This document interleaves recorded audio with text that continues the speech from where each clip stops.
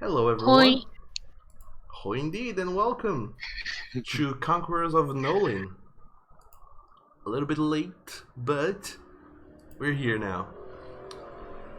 With the delicious and lovely Team Red, who has not been around for a week, unfortunately, but now they're here. You might remember So them. tragic. Can be sometimes. I had to wait a whole week. So, Don't you know I have no life? last time around. Oh wait, I'm not meant to admit that out loud. Fuck. Yeah. So last time around in Conquerors of Nolyn, this team, Red, has been doing a little bit of side work after being after finishing a big job for the guild. Where's it? Team Red, there we are. After finishing a big job for the guild at the the Northern Dragon Pass Canal, northwest Dragon Pass Canal, clearing that location out of some UNT and Marrow locals who were being very bothersome, apparently led by a queen of sorts. And yeah, that wasn't actually for the guild. You were doing that on your own. Mostly because you did jobs for the guild and then you were out of a job.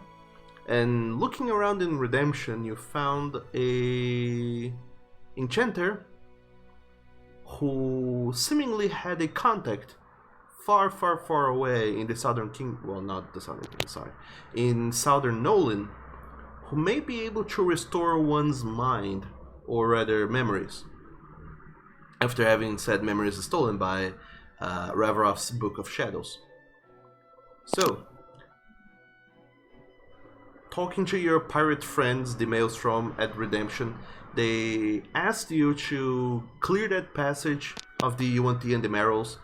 You went over there, spent quite a lot of time doing that, and brokering a new friendship with the locals, and then you returned to Redemption. At which the Maelstrom asked you guys to wait for a week while they shipped supplies back and forth before they were truly fully ready to take you guys down to Southern Nolyn, from whence upon you would be able to make your own way into the floating city of Baal Naam. So, what you actually have decided to do with your off time was to see what else was there to be done in Redemption. You found there was a... Well, you did do a whole lot of shopping, but then there was a little surprise. Someone left for you, Nitria, a bread, like one that you have experienced before. And as you decided to use that bread as part of a component for summoning a familiar, and then use this familiar as a raider to decide what the hell is it that you're doing or where you should go. You have been led by your nameless owl familiar to a little bit further upwards the Old Hawk River in Redemption, well, near Redemption, whereupon you found kobolds apparently nearly being drowned by sirens.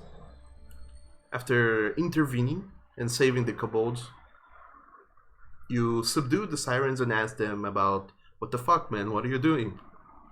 The sirens then revealed that they were stranded here in the material plane and that they could not go back home to the Feywild because they needed to bring an offering back to the court. The offering could be a whole lot of many things, namely one of the children of the forest, well, the children of the court, or a very huge surprise, a gift, something spectacular, grand, and magnificent. So, they were unable to return until they had either of those things, and apparently there was a man nearby who agreed to help them procure and find said thing. You then asked the sirens to take you to this man, and you were brought there. Upon being brought there, you found out that this man had a whole lot of zombols in tow working for him, and then he tried to escape into another plane, and you all gave chase. And upon getting over there, near him and defeating all the zombols, you subdued him as well. However, the portal closed behind you all, stranding you in another plane of existence. With a quick glance around, you, Reverov, recognized immediately that you guys were in the Shadowfell. So, that is where we left off in the last session. So, Team Red, you find yourselves surrounding a downed man, a warlock that you have chased here, who's been brought low by all of you, and as far as you can tell, the portal is closed and you're very, very, very far away from home. And we are not going to be having cheerful exploration music, we're going to have somber dark music. So, that is where we left off. What are you guys going to do? Wait for him to wake up and torture him to open the portal back. I mean, did any of us catch how and what he was chanting to close the portal? Could we try doing that and open it up again? I'm pretty sure it's in a language that none of us understood. I think it was just arcane mumbo jumbo, basically.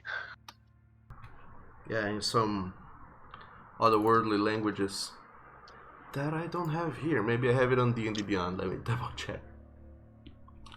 Idria is going to, for once, search the body while they're unconscious. And do we already hog tie them? Okay. Tie them to a hog. Yeah, tying them up and gagging them while they're unconscious is an excellent idea. Sure. Well, I mean,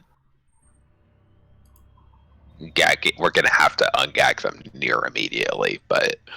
Yeah, I know when they wake up we're going to have to gag them to question them, but let's not give them the chance to cast magic even verbally while they're down.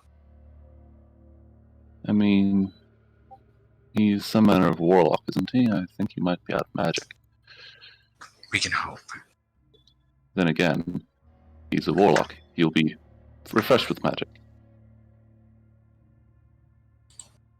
Nitria, you can go ahead and make an investigation check as you try to see what this fool had for items on him.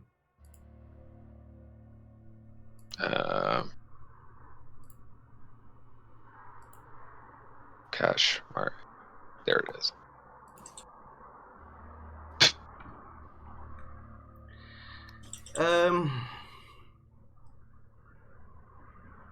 He's carrying a lot of equipment, but nothing seems to talk to you, quote unquote. Nothing seems too fancy or too desirable, and all of this just seems like some weird arcane mumbo jumbo, and you're like, I guess I don't need any of this.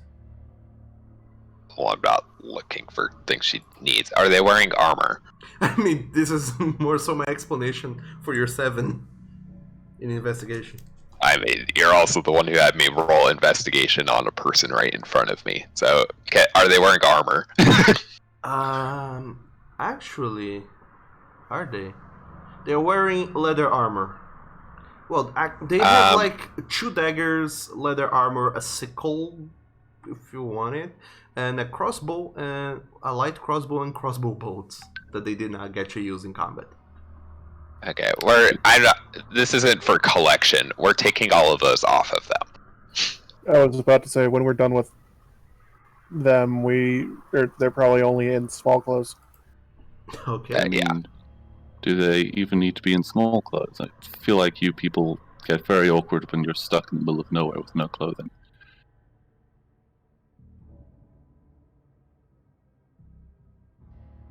So you're taking it all off of him just so he doesn't have it.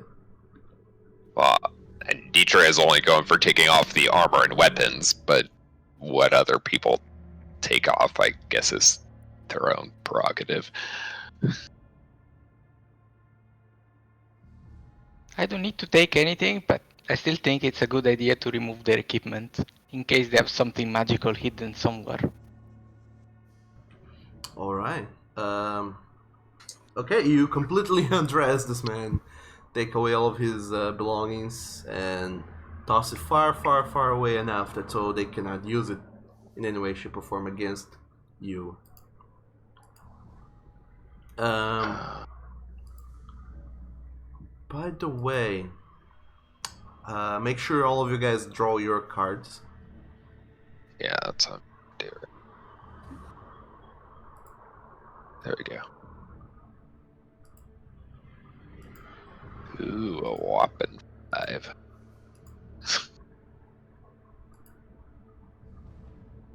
Can tell today's gonna be a good day for ace. rolling. You will. By the way, that 2 you drew, Rev, the text is wrong. It's not. You don't add 10. You add 2 to the row. You should fix that even. But yeah, good cards.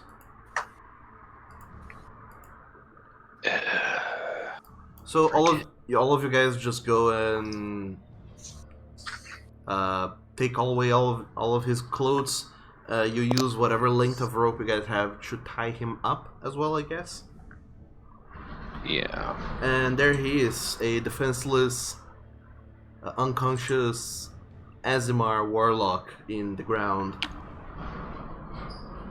And you guys noticing that this other plane where you are is much more somber and much colder, almost devoid of life. There you barely feel any warmth coming from the very earth where you are standing or from the vegetation around you.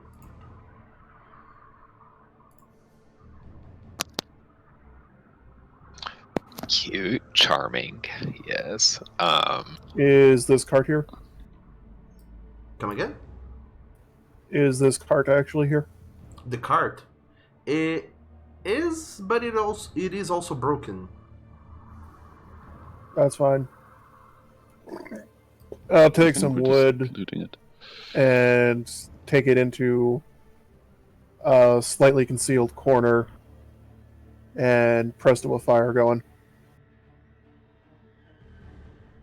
I mean, we could speed up this whole waiting for this guy to wake up if we shove some fruit down his face. True.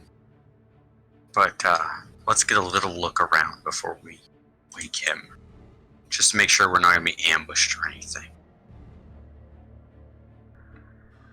Okay. So are you all looking around in your surrounding areas to see what you find? Yeah. Yep. Okay. I'm going to investigate these graves, which are in no way ominous. Make a... With dead kobolds off screen. Whoops. Let me delete them. Ooh, they're gone. Make a investigation check, Kobold. Zach, sorry. To see what you find on those graves, I guess. Everyone else who's trying to look around, make a perception check. To see what you can see. Team wisdom, go.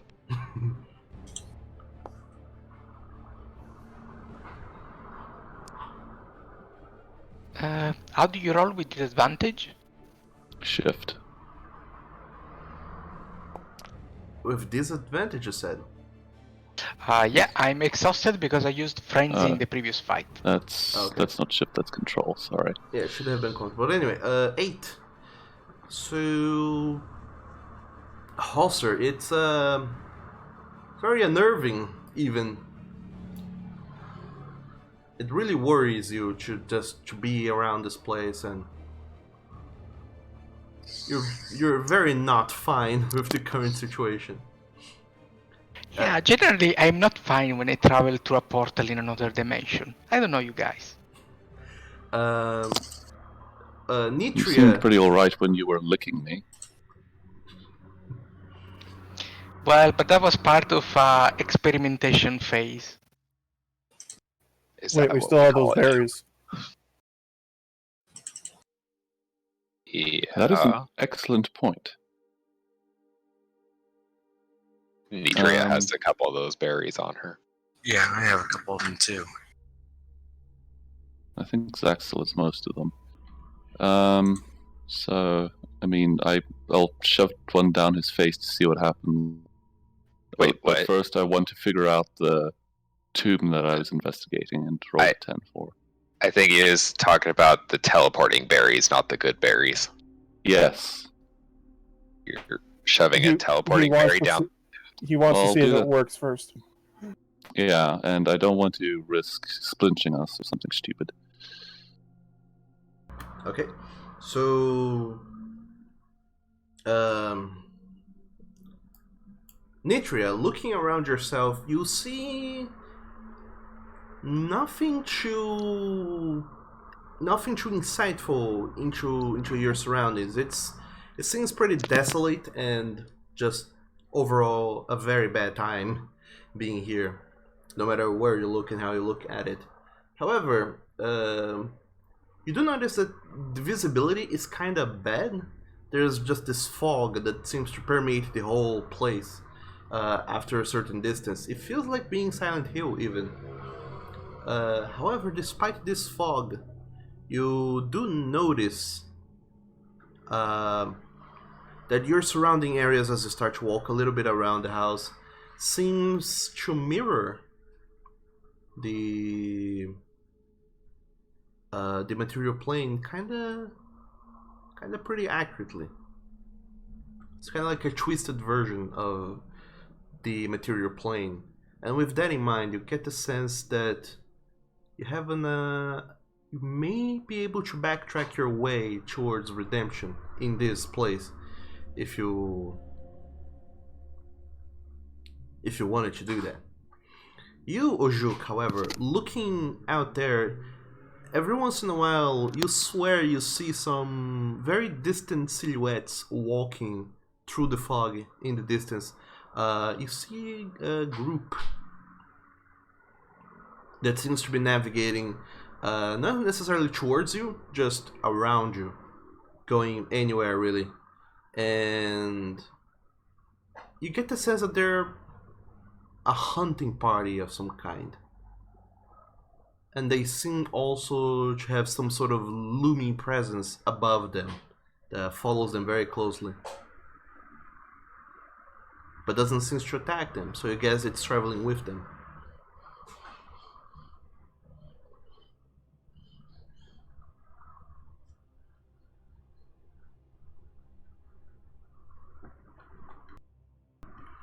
And you, Zach, looking at these tombs, are you digging through them? Well, I'm sort of like, are they recent? Are there? I assume they're not dug up, but it's like sort of signs for what may be in them. They seem recently dug, yes, but they're all of very different sizes. They, even though the drawing suggests they're of only one size, in actuality they're not. They're of several sizes, some of which seem kobold-sized, others seem more like adult human-sized, if not larger than that. You get the sense that this man was trying to do necromantic experiences with pretty much anything and everything. I just don't know why he had to bury them afterwards. Guess you can fuck up necromancy that bad.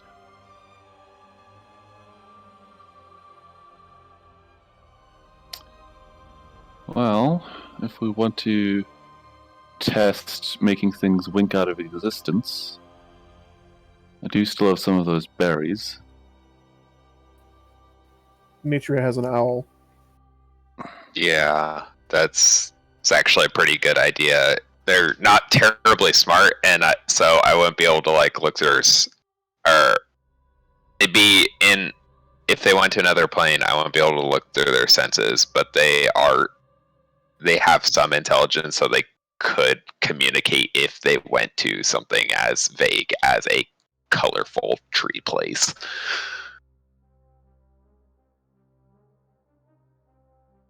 Well, it's worth experimenting. I mean, I don't really see the difference between using our prisoner and the bird. We could get Considering... the bird back. Well, yes, but in theory we want to follow afterwards, assuming... Because I think it's going to either work or not work. I don't think it's going to murder him horribly. Or maybe it will. Let's try the bird. Yeah, the idea is that we could give it to the bird, get the bird back, and then Nitria could telepathically ask them, like, did you go to a place? Or, like, did you go to colorful place, I guess. Fair enough. Whereas we couldn't do that with the Warlock. So... First, I think we should probably drag this body back closer to where we're all huddling up. Sure. So we're gonna do that, and then we'll try and feed one of the magic teleporty berries to Nitria's owl. All right. You do that. You pick one of the berries you have and feed it to your owl, unnamed thus far. The owl seemingly nods towards you, understanding what you want it to do, and eagerly numbs the berry once it starts to taste it a little bit better. And the owl that is standing on your shoulders with its talons hugging onto you numbs on the berry, and after a little short while, the owl just seemingly vanishes completely. And you feel the weight on your shoulders just vanish as well. And as you look around, you are absolutely sure that that owl has vanished. You cannot sense it either.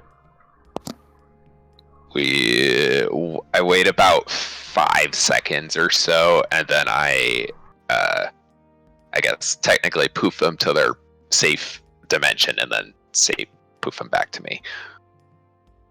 I mean, if it's a fake creature, isn't it safe to mention the Feywild? Well, no, familiars have their own little pocket dimension.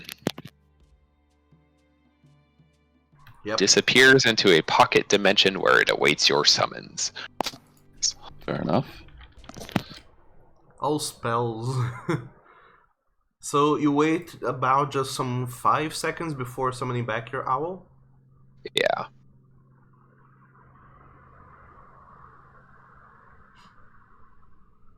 Okay. So you poof your owl out of existence, and then you poof it back towards you, I imagine. Yeah. Okay. Your owl poofs back to you on your shoulder, and it seems to be dripping water as it's been immersed into some sort of pool or river recently. Oh, right. No, that's why I waited sometimes so it would float to the top. That was actually why I waited. I forgot that we got there through a lake.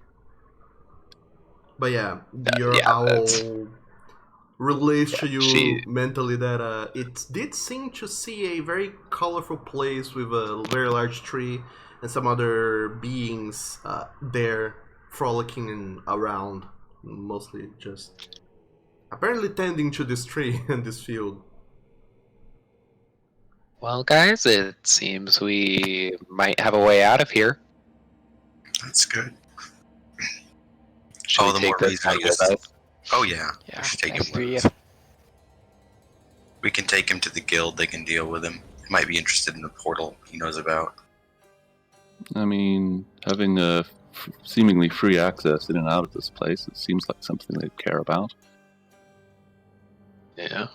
I mean, then we don't get the fun of torturing him, but I mean, no one says that we can't have fun with him before giving him over. I'm just saying. That sounds kind of bad. But I'm not endorsing anything. I'm just saying it's an option. Though it would be fun to wake him up in the Feywild. It's like, look, you're a bloody idiot. that would be pretty funny. It would make it harder for us to pull him back to redemption, but it would be funny.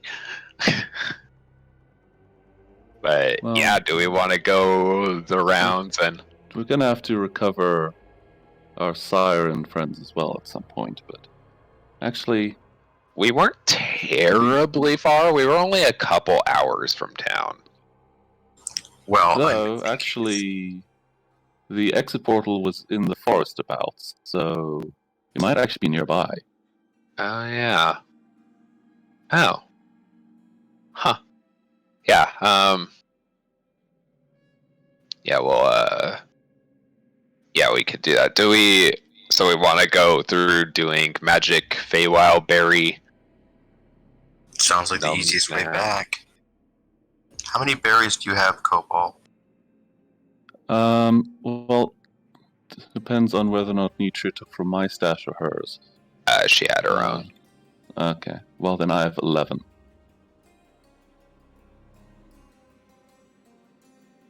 So I guess. So Well, if somebody that's holds on to the unconscious guy and they eat a berry while somebody else shoves a berry in his mouth, they should appear in the pond together so he won't drown.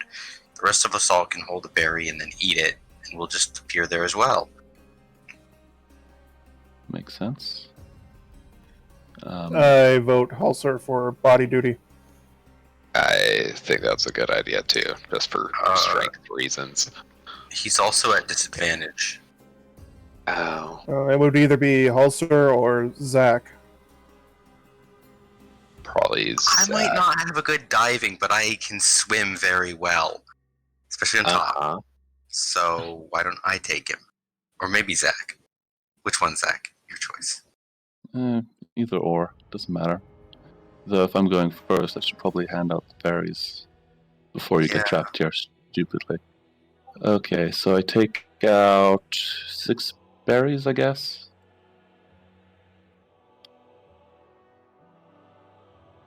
One for each of us. Yeah, I guess. And then I guess I grab onto the dude, force feed him a berry, and then eat my own at the same time. So you're all just eating away from here through berry eating. Sounds like it. Eating solves all your problems. Apparently it does, yeah.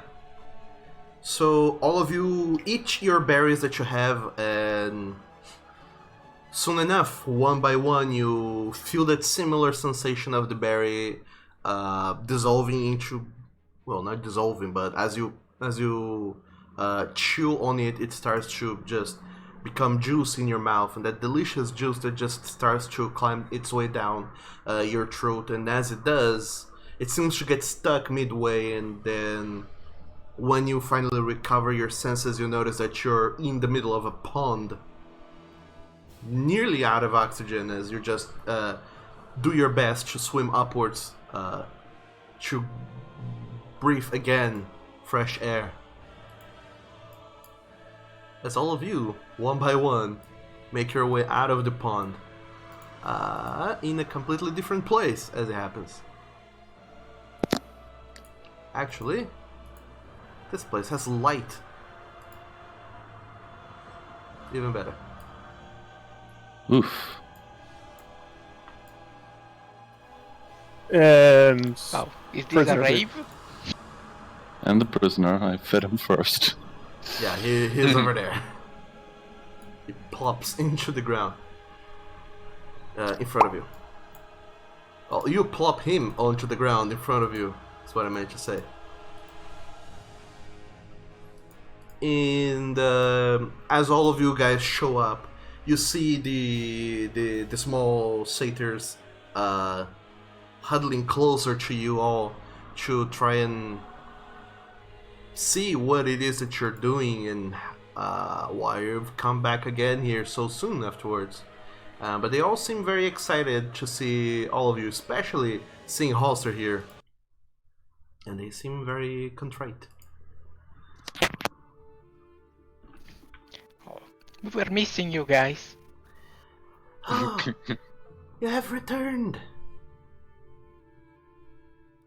Yeah, this will be like the only place in the entire world where nobody wants to kill us or do us any harm. So, yay!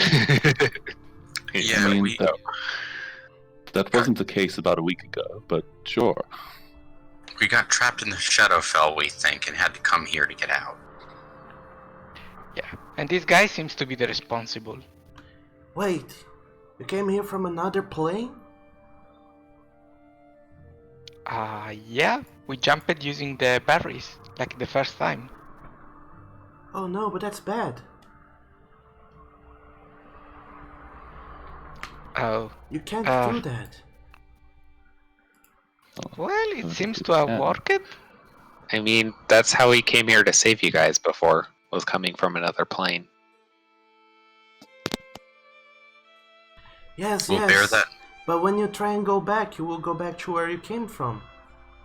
That's how it works. That's how it's always worked. We didn't. That's not how it worked the first time. Oh, you go back to the same plane you came from. Oh.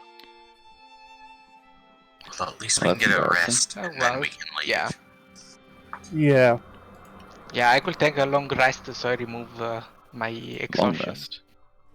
We're going to spend 8 hours in the Feywild. I'm not sure that's the best plan.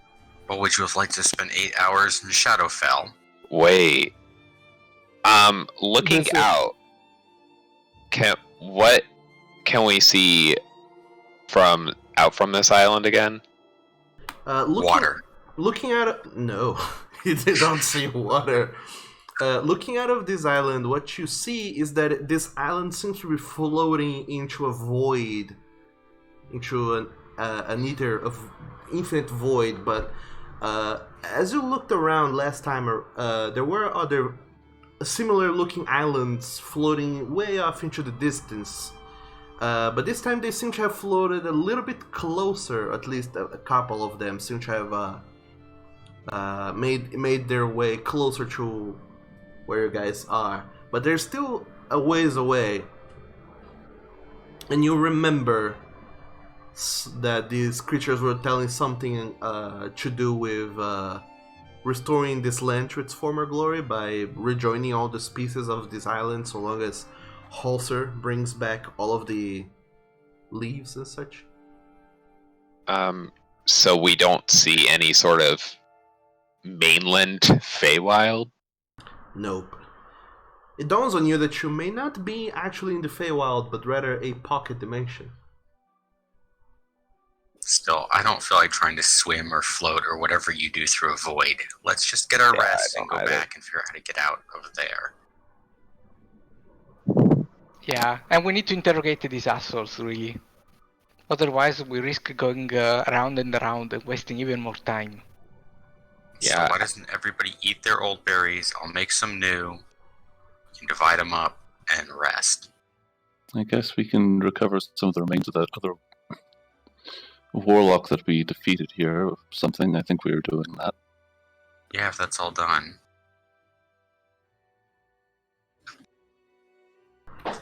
Yeah, you can totally do that if any of you can remember what that was, because I don't. We killed a female elvish warlock. They had her bones. We wanted them when they were done with the ceremony. Okay, yeah, sure. I don't know why you need their hair bones for, but sure. Flower, Doug. I The get- jewelry. I guess it was to serve as proof for the guild or something. Or the magistrate even. But sure. Well, it wasn't really a quest. It was something we wanted to explore. Oh, okay. Oh, fair We enough. wanted to remove the bones because we were scared that they could regenerate or be haunted by some type of magical presence.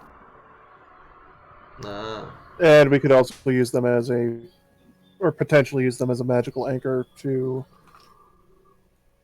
the rest of this guy's group. If nobody's gonna object, I want her skull. I imagine you'll want access to it at some point, Ravaroth. Alright, you Just you talk to the satyrs and the darklings, and they produce a bundle seemingly weaved out of fallen leaves and such.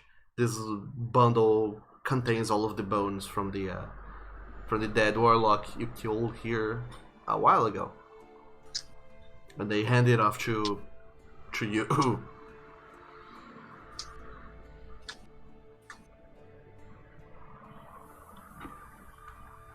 So, are you guys taking a long rest then? Is that what you're doing? Well, first I'm seeing how many good berries I have. It looks like 12. I have 12 good berries.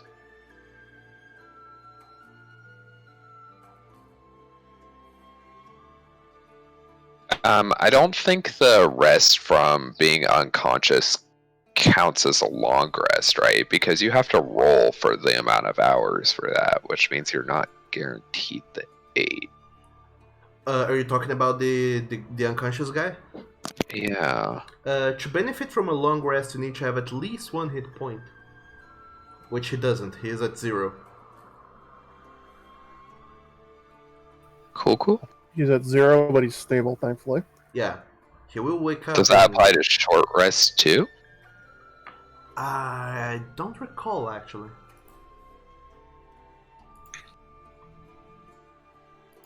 I do not recall, to be honest. I don't think you're allowed to do either hit point regenerating action without hit points. It's what stops the dead from coming back to life. Nature, can I get 2 of your berries, please? Yeah. Thank you.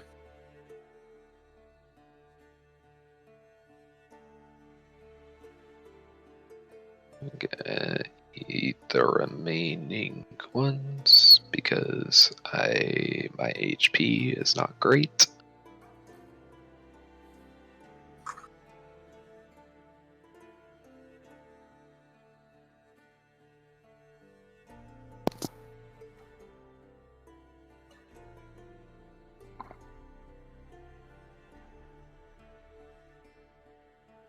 So,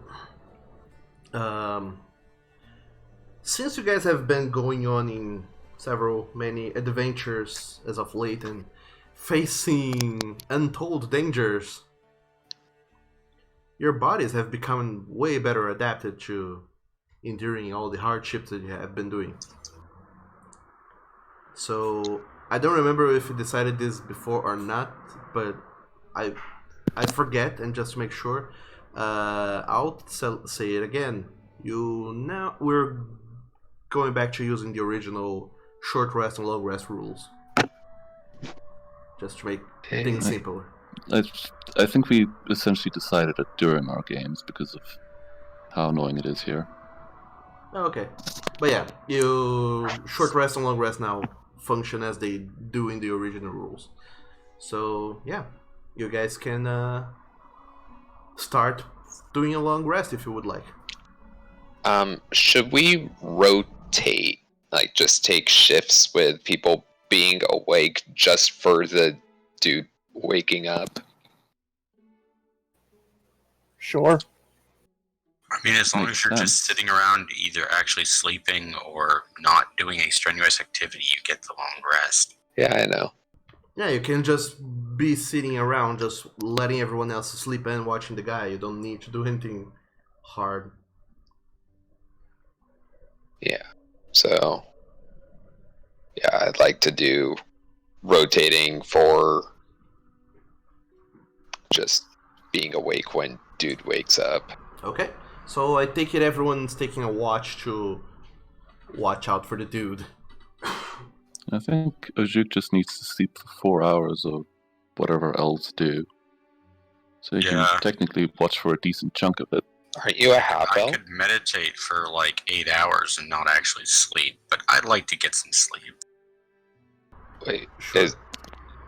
is Ojuk a full elf? Oh, And he's, just for reference, Doug, I'm gonna make 40 good berries before the rest. he's a half elf. Half elves don't have trance, I don't think. Yeah, I don't think so either.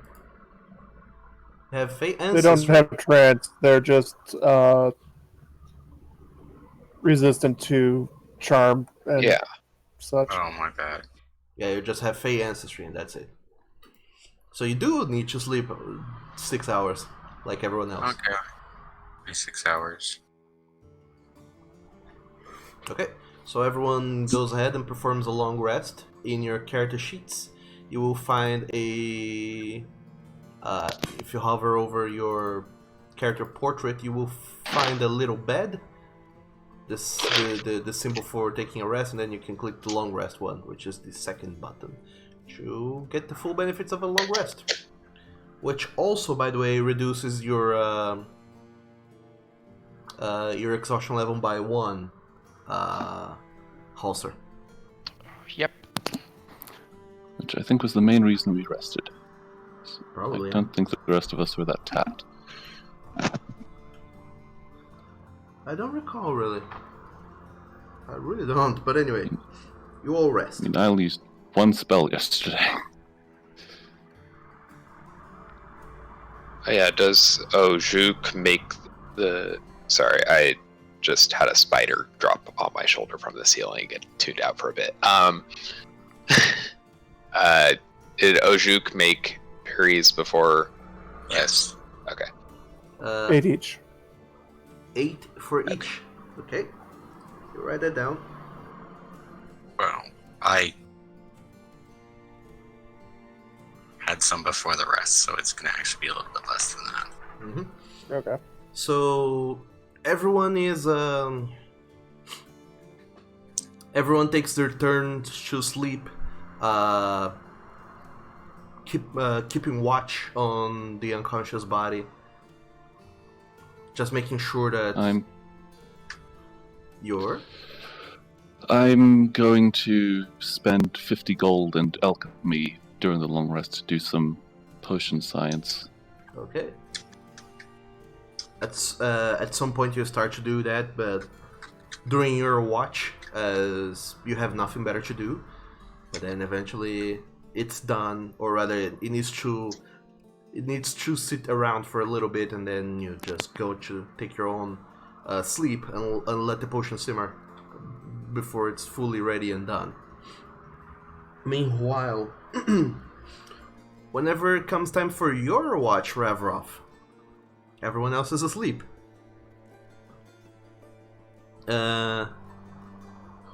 Except for some of the satyrs and the darklings, they seem to just be frolicking around the island a little bit further, collecting, mostly tending the land to the best of their capabilities, and possibly out of boredom. There's not much else to do here, but they seem content, and they don't seem to...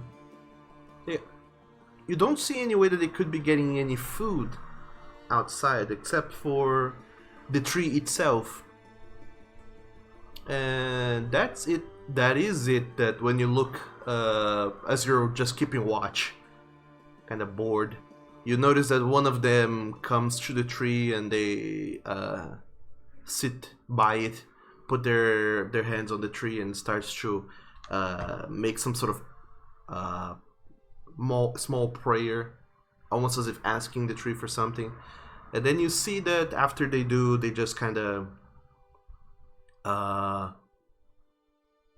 they take their hands away and go away from the tree. And after a while, the tree starts to shudder ever so gently, as if some breeze that was not there until then starts blowing through this island. And as it kind of blows past the tree, you see that the tree shifts in place, and as it's shifting, you see small flowers blossoming on the branches, and from these small blossoms you see some fruits growing. But it's odd because you see that this tree grows all manner of fruits. It seems to be growing apples, some oranges, and weirdly enough, seems to be growing also some sprigs full of those berries, the same berries that you use to teleport back and forth. And you get the sense that if you're already here, those berries don't do much, but you think to yourself that it would be nice for you all to ask the tree for more berries to keep on your person. I'm gonna do that right now. Just This may we is have some in basically a case of emergency. magnificent mansion. Pretty much. However, you two go and kneel down by the tree, put your hands into it, and ask for the tree to also provide you guys with a manner of transportation back here, if and when you need. And then you take out your hands and steps away, just like you have seen the satyrs and the darklings doing. And then you go back to your watch. As boring and dull as it was, until something seems to break the silence in your mind. Oh, Raveroff. You and your friends are in quite a pickle this time around, aren't you? Trapped, away from home. No way of returning.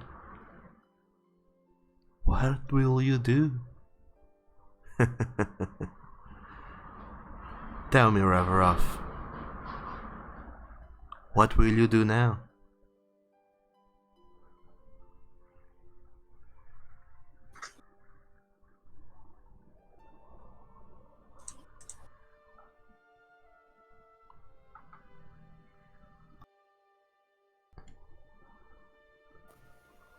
I break my asking for berries to walk over to the edge. And I do nothing. Wow.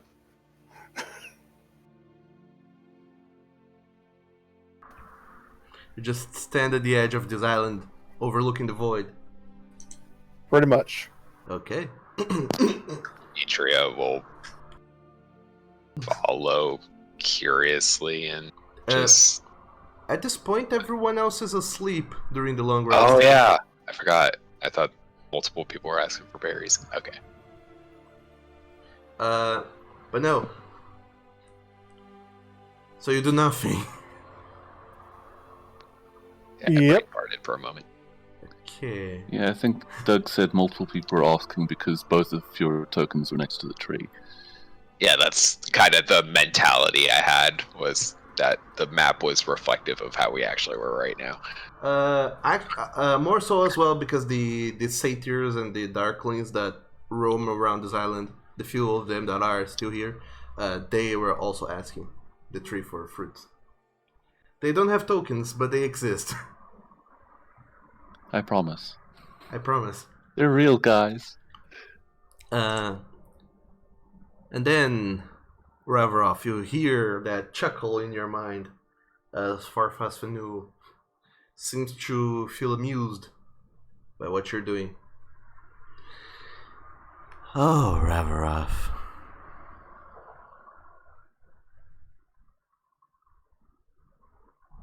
I believe there's a very dramatic path ahead of all of you.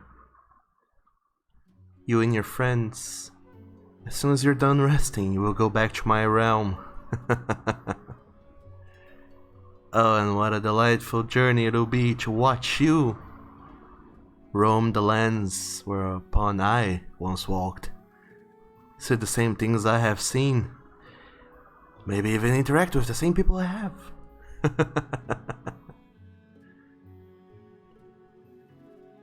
Why don't you make sure that that does happen, Raveroff? I have no doubts that that young, foolish boy might give in to some torture if you press him long enough. So why don't you take him out of the equation and make sure that you and your friends are trapped there? Everyone's sleeping. Nobody will see if you slit his throat or Eldritch Blast his face in. Use my powers, Raveroff. Do it.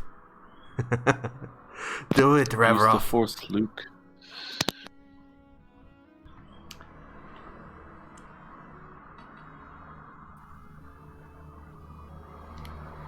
No. Okay, make a wisdom saving throw then.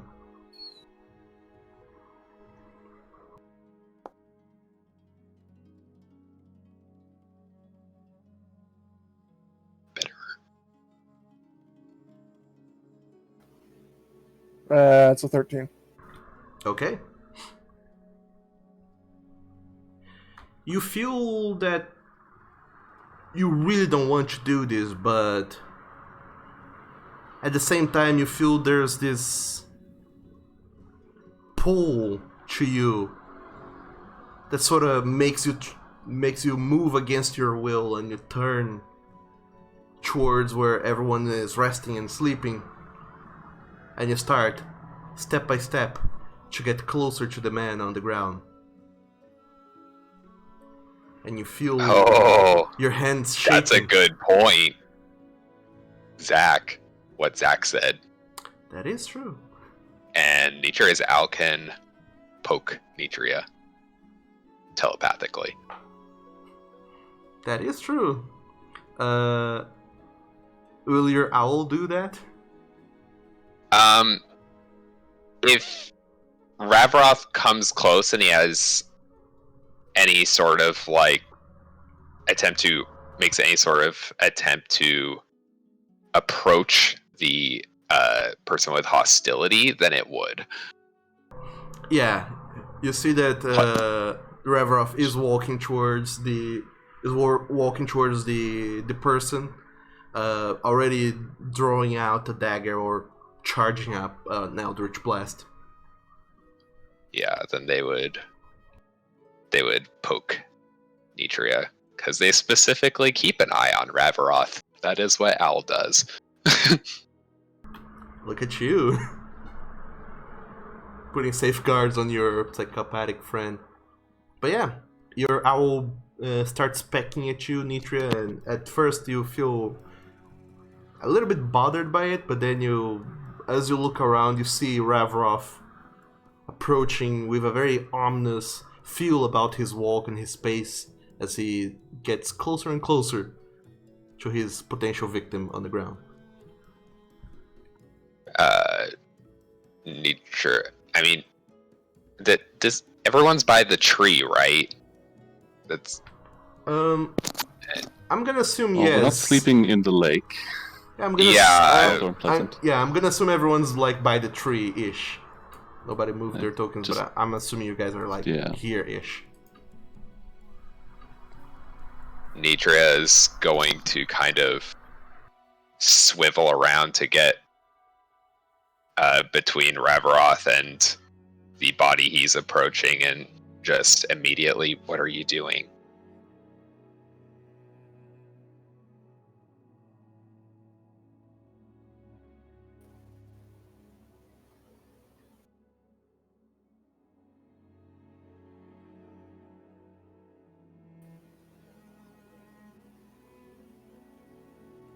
Is Anorak muted? No, I'm just trying to think of what to say.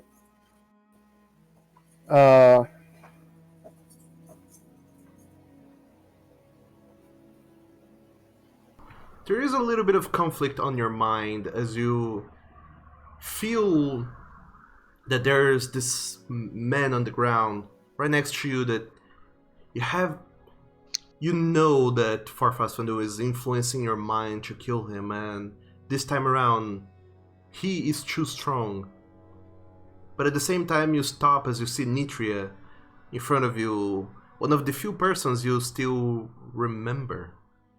One of the few persons who you still know you can trust. Stand in front of you, seemingly trying to block your passage, and her face in front of yours just shocks you and puts a little bit of pause, and a little bit of doubt creeps in, which is enough to give you a time of pause between trying to accomplish what Farfasfanu wants you to do and doing what your heart wanted to do all along. And you look towards Nitria, still charging an Eldritch Blast in your hand. What do you do, Rav?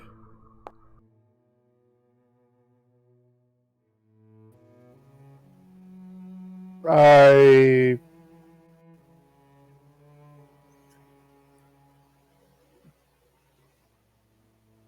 extinguish it and probably slump over very tired.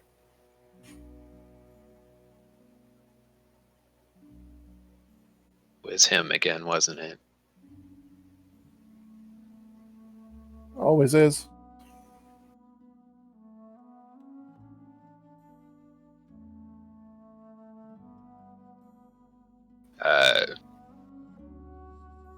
Idra just stands up less guarded now, and she reaches around the slumped Ravroth and just pulls him into a hug. It's like, no, you can resist him. You did it. Now, a bit late, and you'll get better at it in the future.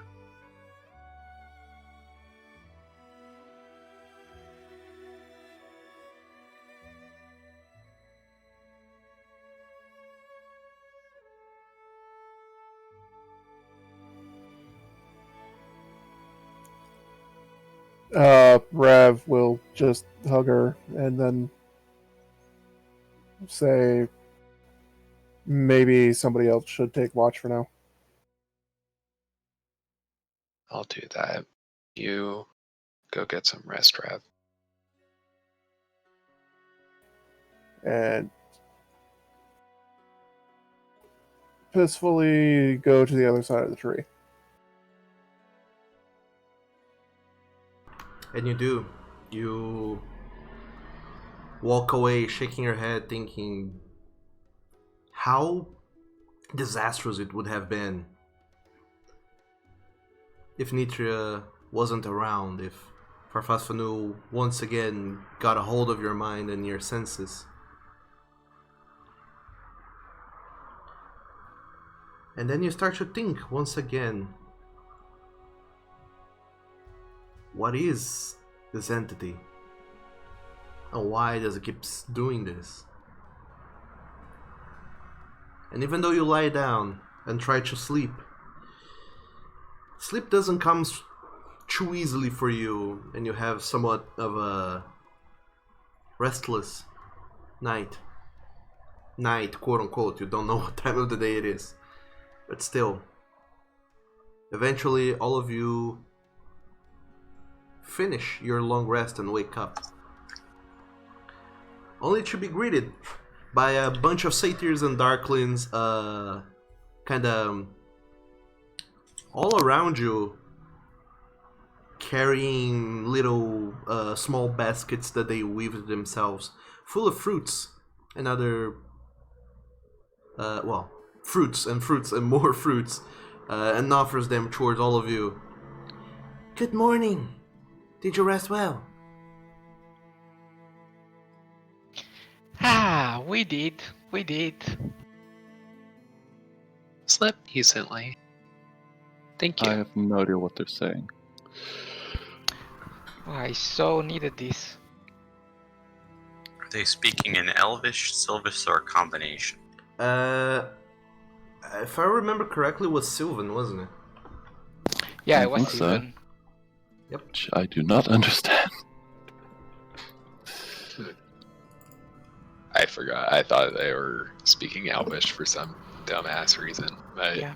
I'm pointing think to the they fruit and can. telling the rest of the party that it's a gift, that we can have them.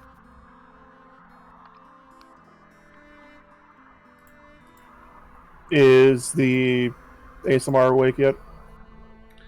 He seems to be coming in and out of conscious as his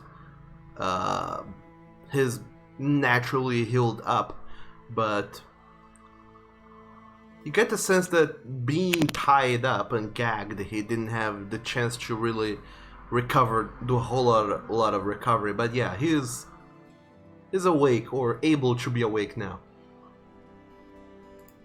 Well, wait to slap him awake till we get back. Okay. So yeah, before you slap him awake, you gorge yourself into some delicious fruits. And as soon as you're done with the fruits in your basket, the creatures of this land, they rush to bring you more and more. And make sure that you're well filled and sated before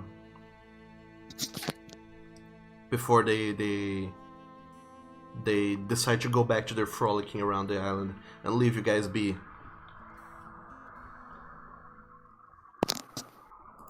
I see what you did there. And yeah, as soon as you once they realize that not everyone here speaks Sylvan, they try to speak some Elvish, kinda broken-ish, but still very intelligible. And one of these satyrs even tries to speak some common, which isn't amazing, but it's enough to get the sense of what they are saying in general. But they trying to relay things in common to you is kind of painstakingly slow, and you much prefer to just have them speak in their language and have Halser translate it to you guys.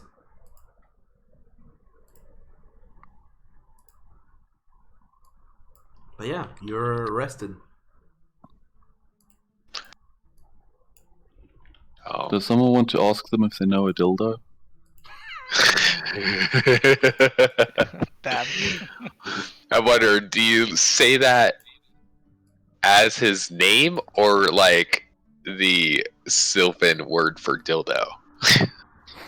Just ask with his last name to keep confusion at a minimum.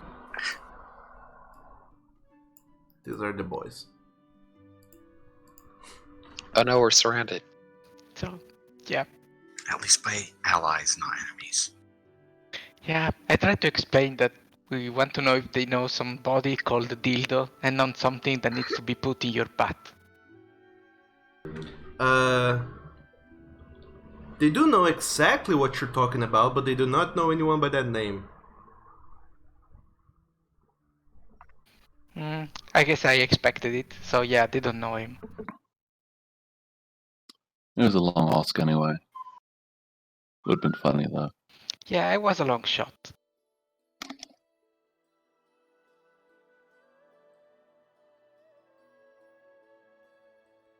So, are we going to drag this motherfucker back through the water? Actually, Yeah. I have an idea. Hmm. How far of a distance is this? Oh, not that far. First off, I give Nitria my dagger just because. Then Because I tie one end of a rope to the tree and the other around this guy's ankles and drag him over to the edge. Yes.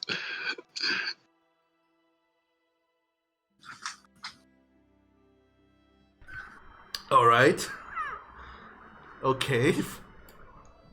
That's certainly one way to use an endless void. I like where this is going. Me too. I cast a 3rd level Cure Wounds on him to wake him the fuck up. Yeah, he does. He wakes up. And as he's waking up, I push him over the edge. Just like that. Well, it certainly is effective. Okay. So, let me think about how this goes, even. So, I'm not entirely 100% sure on what happens with... I think I'd have to give you a second rope for this to work. I mean, but I think gladly if I cast mending on 2 ends of rope, do they become one long rope? No, because they're not No. damaged. But they were cut separately. No. You could mend the rope I had that's in 2 pieces. I mean, I think Nitria has 50. Actually, I think Nitria has like 50 feet of silk rope. Yeah, I mean, and hempen I think rope. She people has. have been tossing their rope into the bag of holding, so... uh, no, I did, because that stuff is heavy. Well, I still have mine. It's 50 feet of rope. I have 100 feet of rope. 50 of it is hempen, and 50 feet of it is silk. Do we I just do want not to tie personally all of have our... rope, so I would have to borrow it from somebody else. Do we want to when I just did tie... this. Do we just want to tie, like, 200 feet of rope together and toss them off the edge with it? That seems a little excessive. Yeah, It'd be funny, though. it would be funny, but we still need them close enough for us to actively talk to them. Yeah. Oh, I thought we were going to drag them up after we toss them off the edge. Oh, no, I was... I mean, I don't know what Rav's planning, but my thought was they're hanging off the edge, and Nitra is sitting there with a sword/dagger in hand, like, this cut you up pretty good. It could cut a rope a lot easier. I That was makes more planning on sense in my dragging him up a little bit, but I wasn't going to pull him back over the ledge. He's going to dangle there until we get some information. Sure, so you tie however many lengths of rope you want, and then you tie it around his ankle and onto the tree itself, and then you ungag him, I imagine, before tossing him over the edge. Yep, ungag him, wake him up, and as he's just starting to wake up, throw him over so his first experience is falling. Sure. It's odd. Because as soon as you push him over, it seems like there ceases to be gravity, per se. It's almost like almost as if he just goes into a place where gravity does not exist, and he just kind of hovers there. But then he starts drifting away because of the initial force that you pushed him away with, and he just kind of starts drifting sort of parallel to the same level where you guys are. He doesn't go up and does not goes down, but he does seem to just start to wander off into the distance, and as he does, you see that he's just shaking, riding tremendously as he tries to do something, but his hands are tied, and he just lets out a series of screams as he, well, not screams per se, but very like as he just floats away until eventually the rope goes taut as it completely extends, and he just feels like a sudden yank at him at the end, and then he looks back towards all of you, and he tries his best to actually look at you because he's sort of rotating without much control, and he's just like, Are you having fun? Nitria waves at him. Not exactly what I was expecting, but it is funnier. You know, being forced to float out into the void actually sounds scarier than falling to your death. I mean, he was just going to fall through the void forever. This is true. So Isn't it the same? I mean, just different direction? I mean, yeah, I basically. guess. I like to imagine we're all having this like philosophical discussion of up and sideways while he's out there Yeah. freaking out. You're discussing physics, and this guy is just out there. I can't even drag him that far away. Anyway, he's just out there, like, yelling, "Oh, where are we? What is this madness? Pull me back!" I'm gonna call out to him. Unless you want to drift endlessly through part of the Feywild, you'll take us back through the gate, yes? Where even are we? This is not. We're not entirely sure. And that makes it all the more terrifying, doesn't it? It's a place that's safe for us, and right now, very dangerous for you. And Nitria is just kind of like playfully swinging her blade around the rope that's tethering him. And he just starts trying to look around to assess his situation, but he's very lost. One of you guys make a persuasion check with advantage. As he just keeps rotating there. Could this also be intimidation? It could if you would like.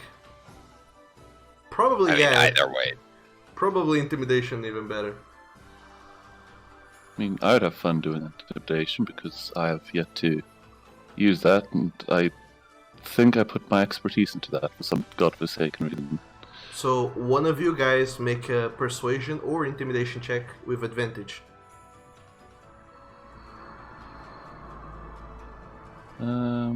As he just rotates around into the ether, trying to decide what to do and what even is going on, and you can see from a distance that he starts to shiver a little bit, and you get the sense that it gets cold if you're not around the island and the tree. By the way, I have advantage on that. Oh, right, yes. I was too busy fixing the other thing. Nope. But yeah, the guy What's your modifier, though? My modifier Oh, is it's already in there, 6. never mind. Yeah. It doesn't put the plus on the screen when it rolls the dice. So 15.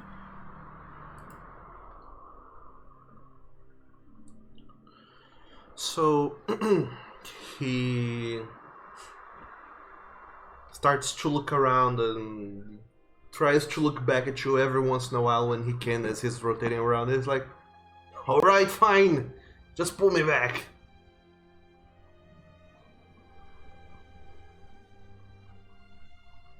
Insight, anyone? Somebody who isn't me or Nitria. Yeah. Anyone who isn't in this party? Make an insight check, Zach. As Well, you're looking, Sure. trying I'll to... use my -1. I was going to say Ojuk and Halser Halser. actually have positive wisdom. Yeah, I could actually try Also- inciting. Okay. I guess realistically we could all try because we're all pretty heavily. Yeah, all of you can try. Yeah. Like, We're good at this. Oh wow. 13 is actually good Adrian's for me. too busy trying to be intimidating. but yeah, most of you are completely like not fully convinced by him, but at the same time you're incredibly amazed by like, wow, I guess it would really suck to be stuck there in the void, floating endlessly forever, going nowhere because we don't know where this place is, and you're just caught in that physical discussion amongst yourselves of what will happen. Meanwhile, Ravroff, you get the sense that he's not being entirely forthcoming with you. And Halser, you can see through this man. You have dealt with people like this before. He is aware that his situation is very poor, but he's also not fully yet broken. I'm going to pull him back this far, then let go. And if he doesn't start floating back out again, I'll assist him with some mage hand. I think even as an Azamar, eventually he'd succumb to either age or just exhaustion out there. Of course. Or hunger. But it would be a horrible way to go. I think he'd start, well, Yeah. die of thirst first, I suppose. Yeah.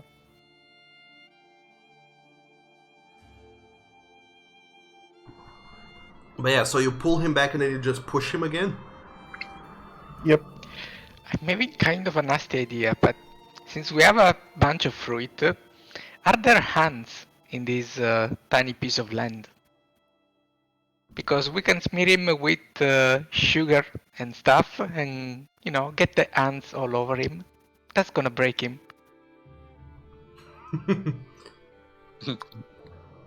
I was just gonna tightrope walk across the void or something. Unless Zach is actually tightrope walking, I am going to just use my mage hand to push him around, make this even worse. I don't think you're actually planning on taking us anywhere, so... You know what? Yes, I'm going to climb across the rope, assuming that the zero gravity doesn't somehow drift me off in a random direction. And then when I get next to him, I'm going to cast Enlarge on myself. First. Well, okay, this went a whole lot of places. First, Holster, yes, you do find that there are ants and some other bugs living around the tree. It seems like the tree itself is a small contained ecosystem. There are some insects here that keeps the whole cycle somewhat alive to a degree. But they mostly seem to be very harmless insects. But there are ants, many ants. And there's a whole lot of fruit which you can squish into a juice and make some, well, smear all over the guy if you would like. Yeah. Second, So, Zach, as soon as you get on top of the rope and start walking towards the guy, as soon as you clear like the edge of the island, you notice that you start to drift away. Oh, I was going to sort of grab it yourself was less to the rope. literally a tightrope walk, and I was going to climb along because I wasn't too sure how it was going to work. Oh yeah, but you get the sense that you cannot tight walk this rope. You have to grab onto it. But sure, you make your way over there and start to cast Enlarge on yourself, I guess. But as that is happening, what were you doing, Holster? So I'm actually making some juice out of that fruit, and then start making him drip through the rope until he reaches him. Oh, And boy. then it's just a matter of letting down one hand and wait for it to come back with the others. Okay. You make a smattering of juice and you just start to coat the whole rope with it, and then you just start tossing some of it to the best of your ability towards the general direction where the guy is, and then the lack of gravity does the rest of the job of carrying the juice over until it splatters over him. It's kind of a very ethereal feeling. It feels like you're doing science experiments. And if it wasn't terrifying for him, it would be a very interesting whole experiment that you guys are doing. And Yeah, then- we're measuring the aggressivity of interplanar ants. and yeah, eventually you find kinda odd that you're not entirely like able to fully control ants, but it would seem like these ants here in this specific plane this pocket plane, you are able not to control them, but somewhat influence them, and you see that they stop doing whatever these ants were doing and start making their way through the rope and towards this guy. Which reveals a whole lot more about your connection to this plane than you initially thought, even though the means for that discovery are quite fucked up. At this point, I'm like, oh, my little army, go down there and itch like hell. So this poor guy has a giant cobalt and a bunch of ants after him. Yep. Yeah, by giant cobalt, he's like 7 foot tall now. Yep. Okay. You're a giant cobalt, and as you're holding onto him, you just see that there's ants making their way through the rope, and they seem to completely ignore you, Zach, and just go through you and then into him, and they start just walking all around him, and within seconds he's completely covered in ants, just walking all over him, and he starts to wriggle and kind of tries to struggle a little bit, but he can't do much being tied, and you're right there in his face. So, I get the feeling you're not being entirely forthright with us. So, we can do this one of 3 ways. You can struggle, in which case the ants will slowly eat you. You can lie to us some more, at which point I'll just start eating your leg off. Or you can help us out of the Shadowfell when we get back.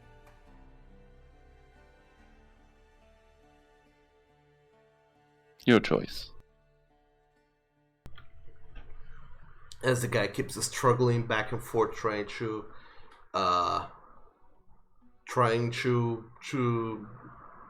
really wriggle himself and try to move his arms and legs, he totally cannot. But he keeps trying, and he just, yeah, fine, all right, just take me back, take them away from me, no. And he just struggles. Very, very uncomfortable and very unpleasant, and you get the sense that this time around he's being a little bit more contrite with complying.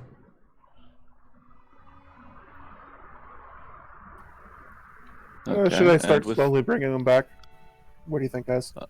I mean, I'm just going to start swinging on this and use my momentum to force him to crash into the ground.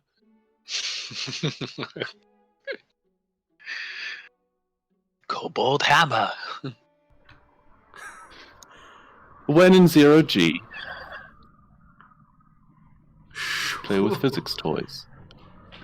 You find it incredibly hard to direct where you're going when you're in the void. You see that there's just no purchase to anything, but with the help of your friends, yeah, you are able to kind of direct yourself into a way that you can sort of force him to smack himself against the ground, doing all manner of physics pirouettes over the air and such. And eventually he is brought back, along with you, Zach. And he just smacks onto the ground, and you see that some ants that were not, that were kind of still trying to make their way over there, they kind of just go flying, fall back into the grass, and then they skitter back towards him. And he just starts wriggling some more, almost trying to crawl, but not able to make much purchase. And he looks miserable. This man looks broken, like a caterpillar. Yeah, kind of trying to caterpillar his way towards the water. He does not seem to be doing so hot. Exactly the way we want him. So yeah, back to the Shadowfell. Let's wash him off first. I mean, that's what we're doing, in theory. Yeah, we have to go through the water to get there. Plus, Halsor could just call the ants off so they don't have to. I don't mean drown in a the watery ants. grave. Yeah. I think it's cool that Halsor can somewhat control ants. It's useful. I guess we'll be doing all interrogations here from now on. It's kind of a hilarious thought. Come to this peaceful ass Feywild pocket dimension thing to torture people. No one it's will ever probably, know. It's probably the best idea that we do it from nearby, otherwise we're going to have to really work to get back to where we were. I wouldn't want to leave important stuff on the southern end of the continent, for instance.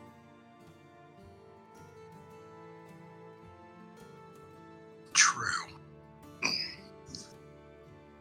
Oh, I guess if we want to skip a long trip back. Well, no, because I think if we were to leave to go back to the regular plane, we would appear in that pool by the forest again, which would be way far away from where we wanted to be. That's my point, but in theory, if once we're done with whatever business down there, we could in theory just Poof back. pop back through here. That'd be true. We'll have to do So some more we would- exploring on how this works. Oh. We would leave the pirates alone though for however long. That might be a nuisance. Well, let's try going back. No. I have a thought about how this could maybe go wrong, but we will see. Fair enough. You... I imagine that you call off the ants, Halser? Yes, I do. Well, go back to your life. Thanks for your help, little friends. The ants, they do not reply, but they seem to suddenly, all of a sudden, lose interest on munching on the guy, and they just kind of go back to skittering back onto the land and towards their little anthill at the near-ish the tree. I drag the Osmar back to the lake. And all of the satyrs, they just kind of who were watching all of this display from a distance, they did not intervene in the least. And now that you're all seemingly about to go away, they walk more so towards you, Halser, with a little another basket of offerings with more fruit and such. And not only fruit, but like little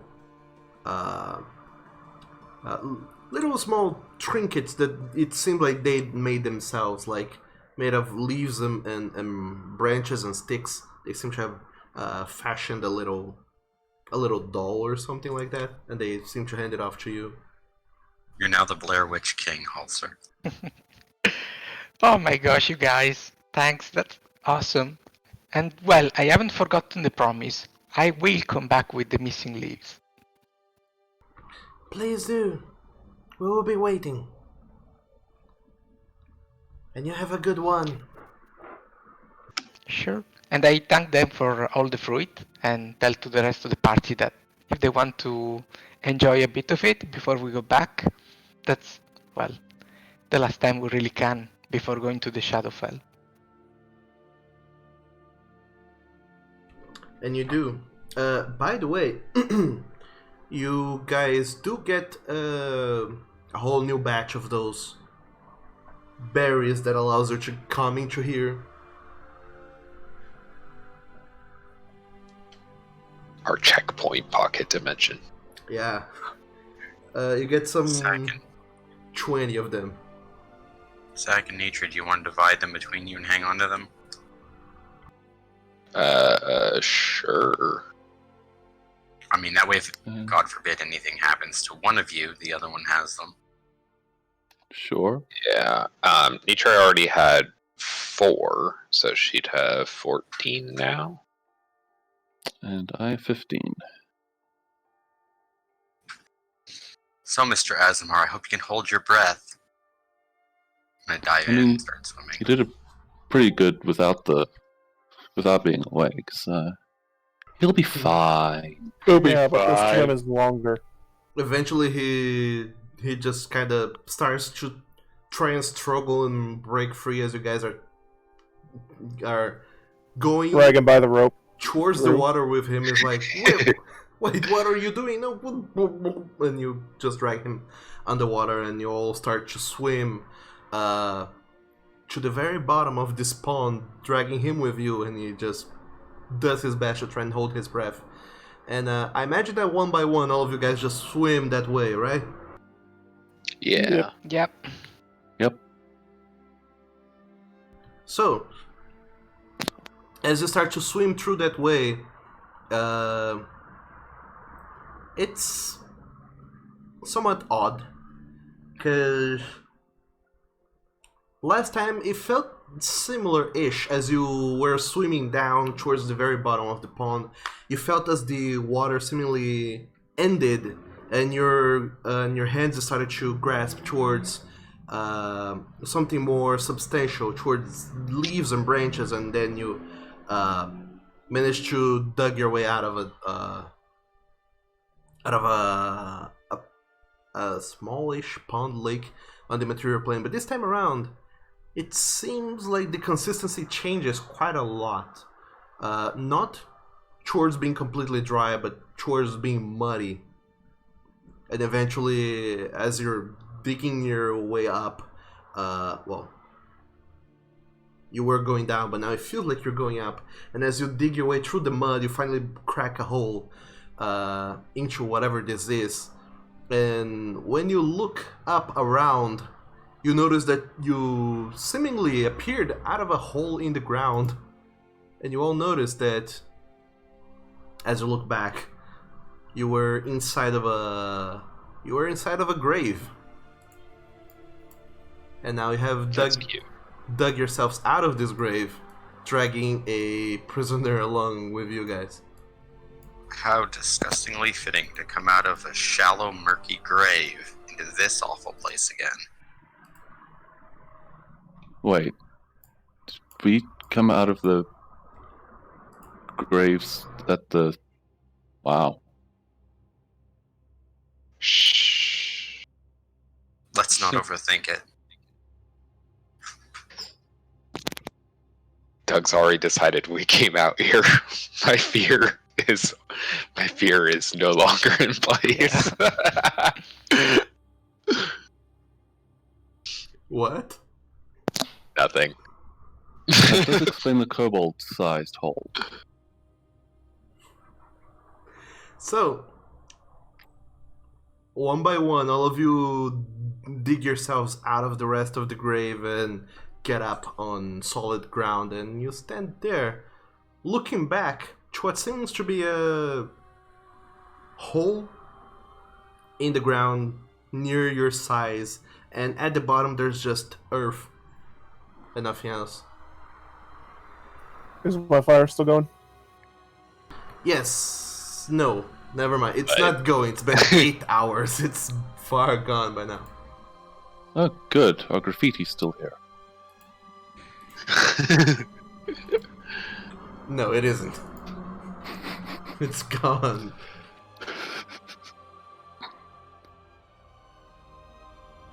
Nitria turns back to the Osmar person and is like, so, before we took you out when you had a bunch of your little friends with you,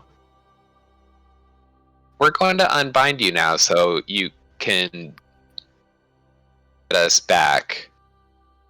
But just keep in mind that we were able to take you out with help. Yeah, any tricks and you're gonna be dead. And You're gonna be- Nitria Corey marks them. Yeah, you're gonna be hunted again. The guy just kind of looks at all of you and seems to snarl a little bit. And what will you do with me once we're back? Naked march you back to Redemption and hand you over to the guild.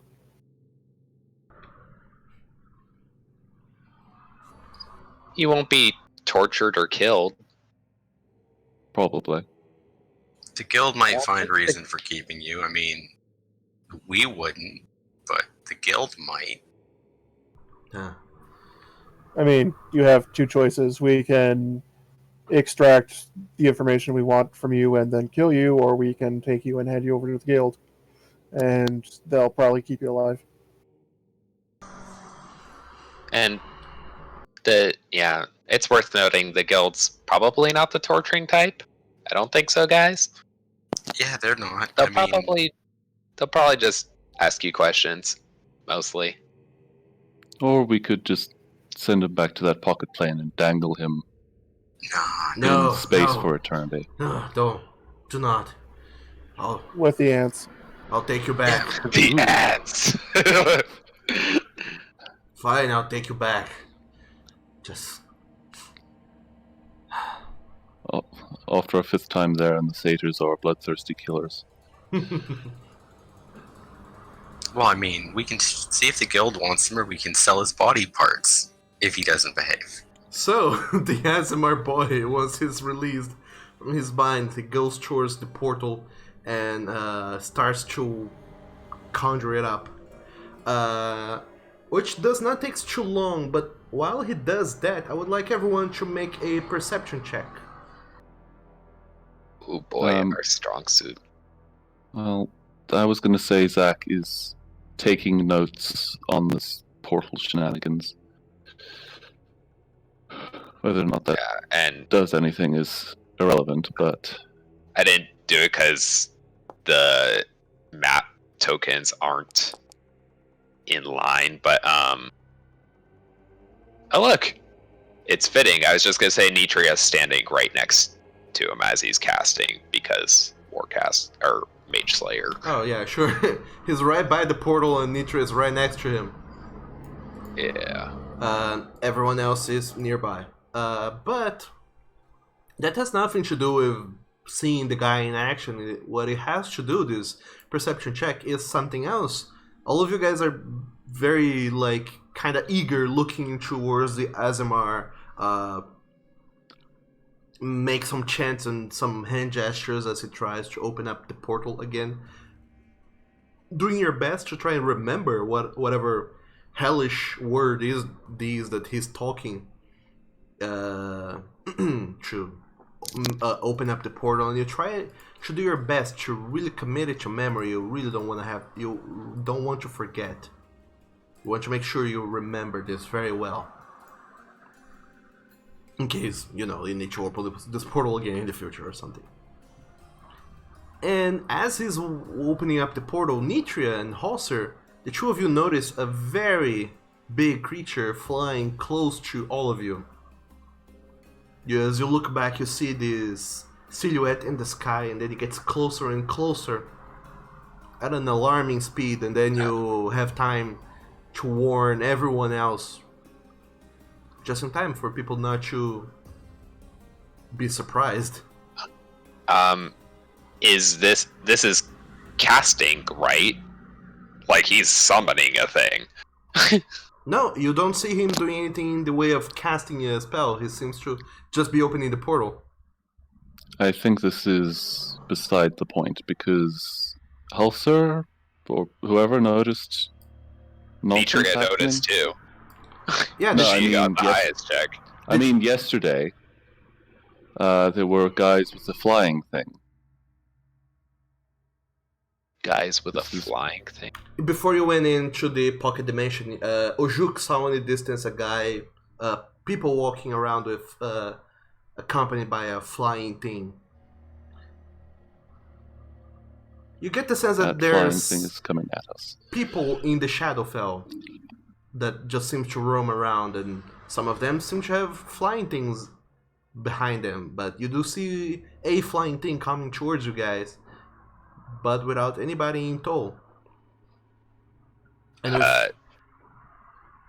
within a few seconds, you see this large creature flapping its wings as it approaches all of you and starts to descend close to the party. Wait, is it coming from in? It's coming from inside the. Oh, It's coming from okay. outside. I thought it was coming from the portal. No, That's why I was. Okay. it's coming from Okay, far, that thing far is- away. Awesome. The thing appears just as the portal opens. I want that as a pet. I At the same time, know. bye. So, you rush through the portal, Revrov? What is everyone else doing? I think we should all rush through the portal. It'll probably chase us, but home turf, man. Okay, so all of you guys just run through the portal? Yeah, I agree. Yeah, It's better to be safe. Nitria, wait. Nitria waits on the other side, and she prepares a katana attack for when it comes through. Can she prepare a booming? Yes, she can prepare a booming blade. Yep, it is an I'll action. cast Hunter's Mark on this guy. This new creature. And I prepare myself for a charge. I guess I ready up my magic hands.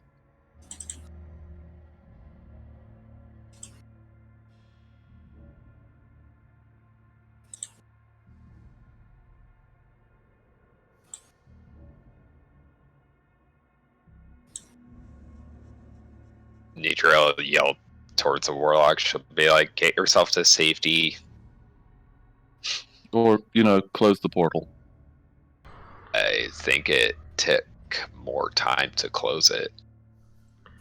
So If possible, it might be a good idea to have it come through even after he manages to close it. So, as all of you walk through the portal, ready your attacks, and someone holds on to the warlock on the rope. Hold on. No, actually, is he still roped? No. We had to let him go to open the portal, so... I thought he would have still had a rope around his waist at least. Okay. If possible, Yeah. I'd like to pull him up into this corner with me. Yeah, I mean, we wouldn't really have a need to untie him completely. Okay. So you pull him back somewhat, and the creature, as it seems to approach, it doesn't seem hostile, as it looks at all of you and starts talking. None of you are from this realm. Nope. Interlopers. You ought to be Leaving. careful whenever you walk into these lands. Is he speaking in common? Yes, he is speaking in common. Forgive us the trespass, but this thing, and I'll shake the Azamar, dragged us in there and trapped us in there for a lengthy time. Is he the one who summoned up this portal? Yes. Oh, Yes. We believe so. Or at least he can open it. With all due respect, we have every plan to have him put to justice here, if that's okay with you.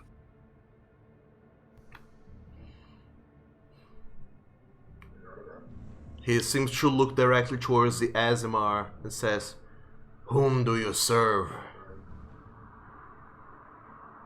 But the Azimar, he just kind of looks back at him and doesn't seem to reply.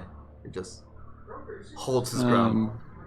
I'm literally going to backhand him in the back of the head and say, answer him or I'll give you to him. I mean, we do have the answer because he mentioned it before he passed out. Yeah, didn't he? It was Yeah. the King of Demons, I thought. Devils something.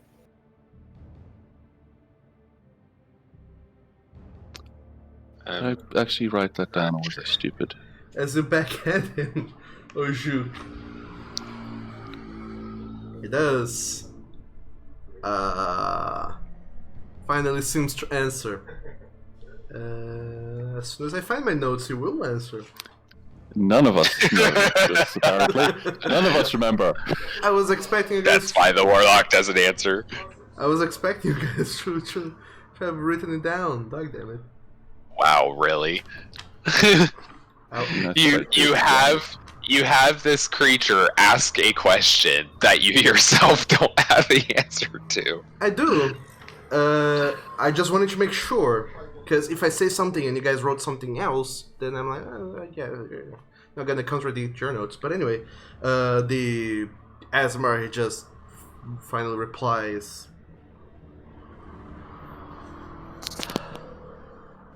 Of the cult of Thanatos. You know them That very was it. well. And the creature on the other side of the portal says, "Ah, so you're one of them. My master does not take lightly to your kind, playing with on life as you do." Who is your master? The creature seems to look back towards you, Revrov. You mortals might know of him. Eaglebeth.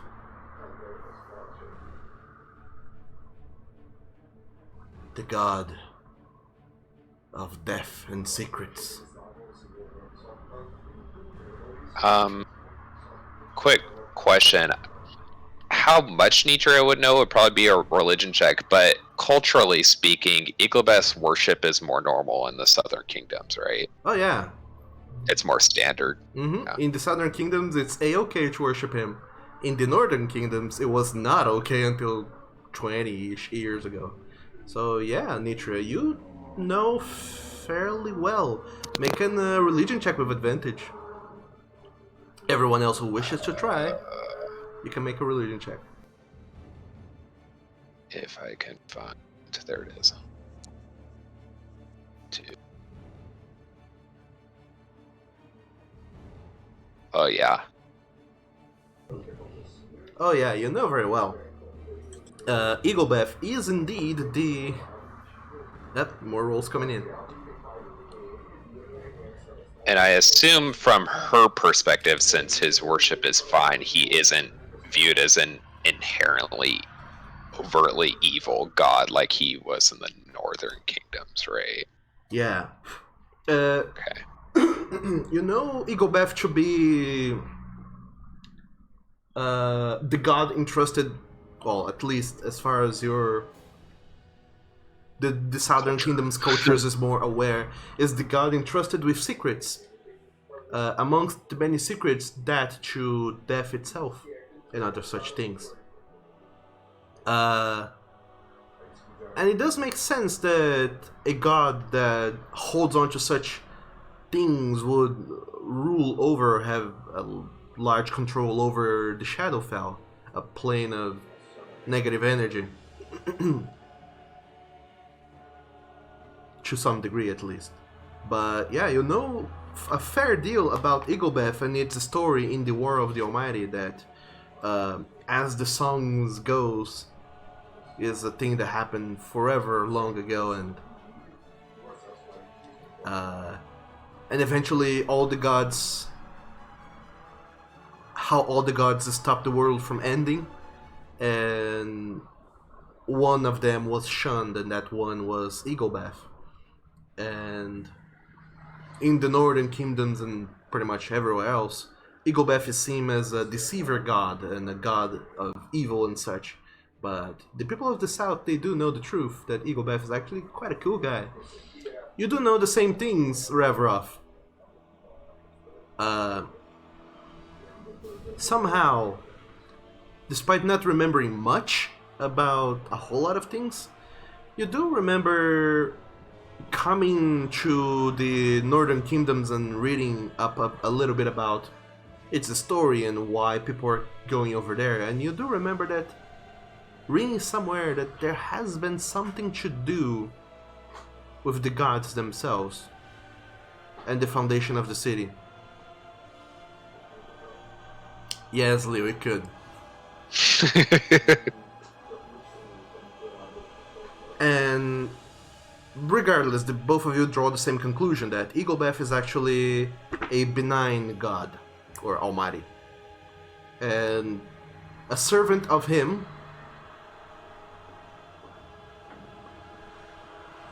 While it might not hold your best interests at heart, it probably won't harm you outright like this Azimar was trying to do.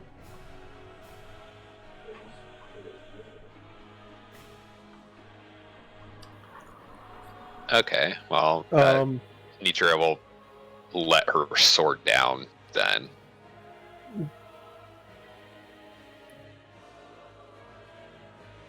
actually. I mean, I guess she wouldn't stand right between Alpha and them if he's still kicking back his feet in preparation. Were you gonna say anything? May I ask your name, my kind sir? Oh, you fucker. Why would you?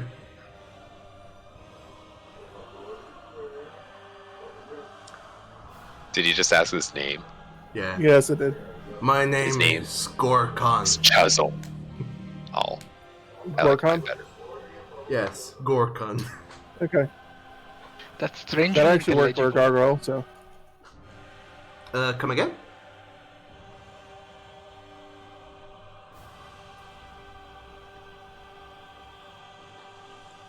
Hello? I said that works for a gargoyle. I don't know what Alpha said. Oh, I said that it's strangely intelligible for a demon name. Right? Doesn't look like a demon, honestly.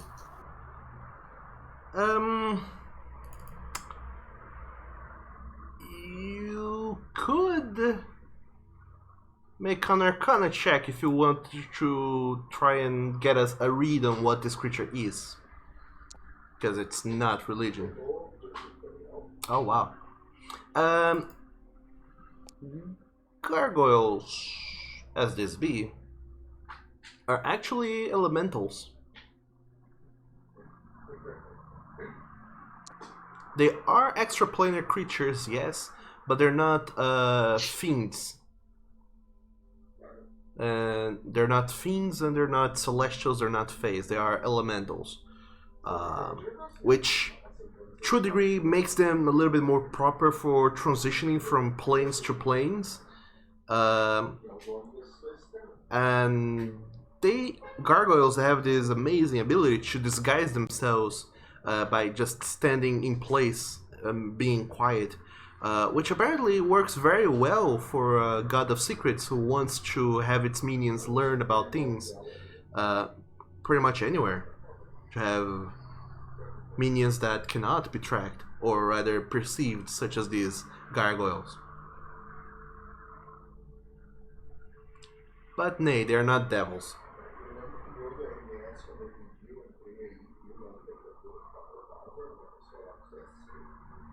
So, Well, he seems to look at all of you and just, after answering whom he works for, or rather who is his master, he just looked at all of you.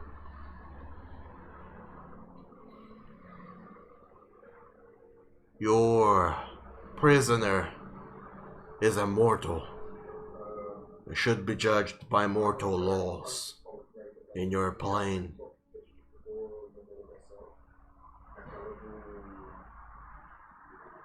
But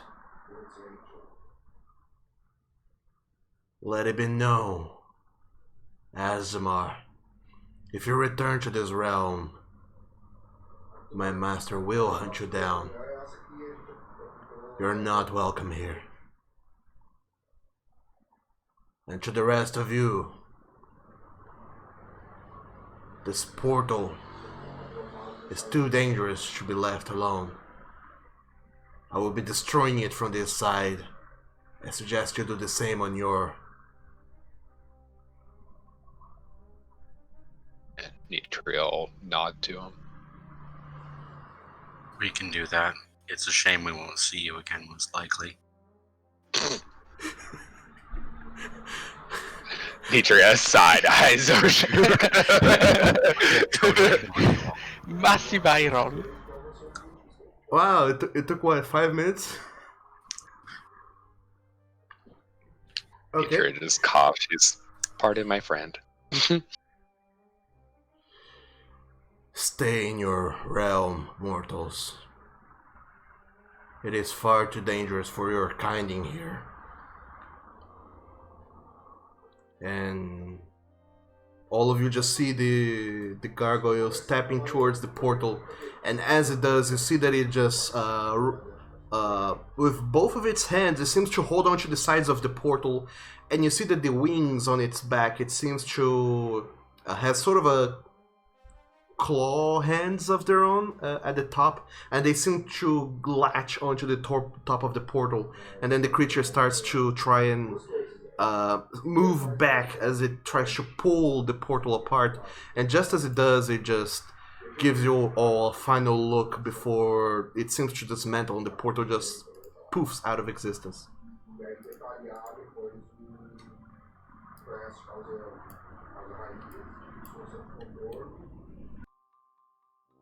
Well, I guess we ourselves will start disassembling the...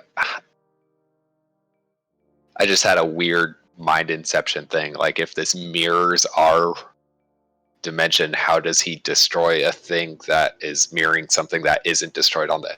Yeah. So, if we bust this one to pieces. I need a moment to catch my breath after the display of strength. Y'all can pull the portal apart. Alright. No, it is overthinking, but my thought was along the lines of, like, couldn't he just rebuild it and it would reform on the other side? Like, that's probably how it formed on the other side to begin with, but it's fine. We'll try and destroy it. You all take your time dismantling this portal to bits and pieces, which takes some time amongst the five. Well, it doesn't take that long, to be fairly honest. Among the five of you, it takes a little bit of time, but then you manage to completely dismantle this portal as you're still holding on to the Azimar, who looks at the portal and all of you, and he kind of just seems to mutter under his breath something akin to, "What a waste." But aside from that, after the portal is completely dismantled, all of you just look back as you exit the building, and you do notice that first the sirens have definitely gone. They're totally not there anymore. Well, I think my dragon doggo was left on the side, so Oh, was it? I don't know. I certainly wasn't, because I was fighting and then at some point I flew and then ran through the portal, so I don't think it came with me. Certainly hadn't been doing things. Well, who knows exactly what he has been doing, but yeah. I don't ate remember this it being guy in the other and world tried with us, so theoretically it should be around somewhere. Any idea of how to locate it? Maybe finding it, we can figure out where they went. Well, sure. I'll say then that these sirens are still around because your doggo is around, your dragon doggo. But also it is Yay. nighttime as you arrive, and you looking at the sky and judging the hour of the day. It's the night. It seems to be around 9 in the evening. Doug, can I sneak a couple more portal stones into my backpack? Sure. You do. Mitra turns to the warlock, and she's like, if that's not the plane where your master is, why did you want a portal to that plane? What's there that you need? The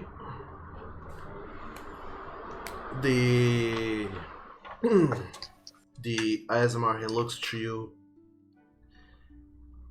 Oh, but he is there. The Shadowfell is a long, big place. There are many entities over there.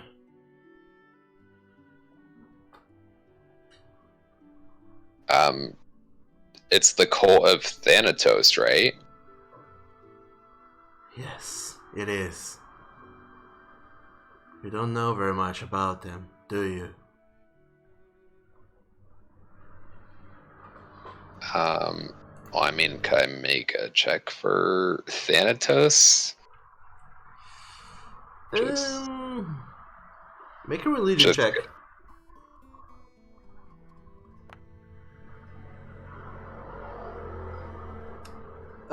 After being sent from... I didn't need that anyway. After being sent by the Magister over here to the Northern Kingdoms to hunt for warlocks who might be in league with devils and entities from other planes, you have done a little bit of studies onto well, apparently evil secret organizations, and you do know a thing or two about the cult of Thanatos. They seem to be to employ undead in huge masses and troves to fuel their plans. You're not entirely sure exactly what their plans are, but there seems to be something to do with hunting for certain creatures of a certain draconic descent. The term blizzardling has been thrown around, but you didn't pay that much attention to what it might actually be, since it doesn't seem super relevant aside from the point that the cult of Thanatos are hunting for those blizzardlings. Okay. But aside from hunting for those people, they also seem to employ a whole lot of undead, and also try to seek out some magical artifacts and items, and seems to be fueling a whole lot of them through with souls. Doug, it's informative, but I was specifically just asking about Thanatos, not so much the cult. Ah, Thanatos like itself. Like, what is Thanatos?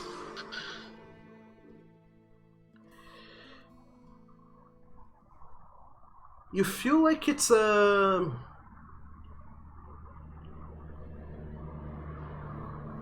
name for a demon. And you think back to your mind about what demons you know, well, like big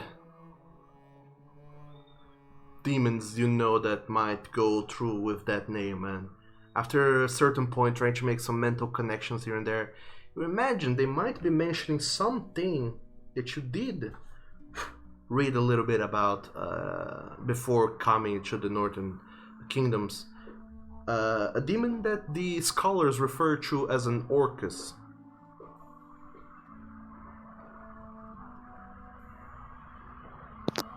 Okay. Any relation to the D&D Demon Lord of Death or whatever? Orcus, or? Yes. Oh, okay. Not that you should know anything about that, but yeah. I mean, I thought that was a singular entity, not a bunch of entities, which is why I'm confused. No, I'm mostly confused from... the reason I was asking was from a meta perspective. The Shadowfell doesn't have Thanatos. Thanatos is the Abyss. Yeah. No, so here's that's the thing. Why I was... Thanatos seems to be the name they gave to this one demon who seems to be like the head of this whole cult.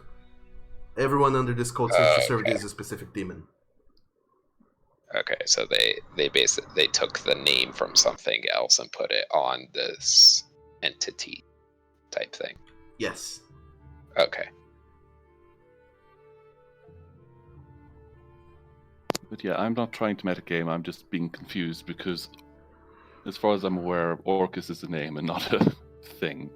But anyway. Yeah, no, I was legitimately confused on like multiple levels here. Yeah. No, it's okay. So don't worry, I can't metagame because I do not know what an Orcus would be. Sure. Yeah, I didn't know what Orcus was. I was mostly confused just because the meta knowledge of the Shadowfell not being demons, and this dude saying he's, yeah.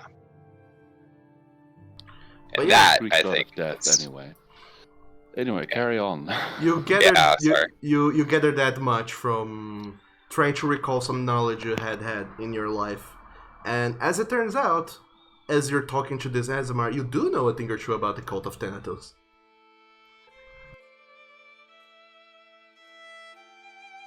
Okay. Well, that's knowing more about the cult is more information. More information is generally good.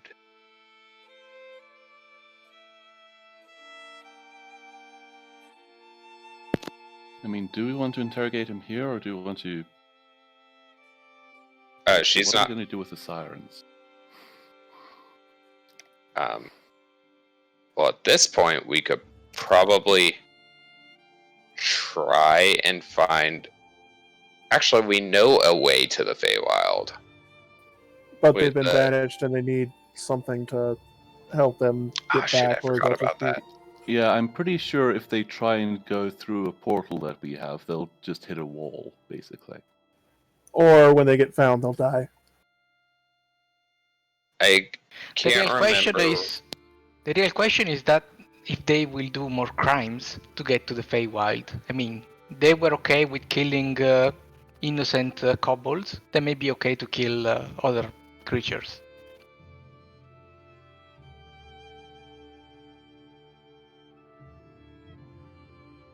I'd say it's our fault that they got away, and we should track them down. They're right here. Oh, I thought they were gone. Doug Recon. No, Oh, my okay. my pet decided to keep an eye on them. Okay then. Well, I guess at this point we should deal with them. I mean, we I can't think just we should let them introduce go. them. I think we should introduce them to the guild as potential allies and hand over the guy as a prisoner. And yeah, as Zitra sees them, she'll communicate. I don't think this one was going to take you to the Feywild. Yeah, that was pretty Quite much the it. opposite.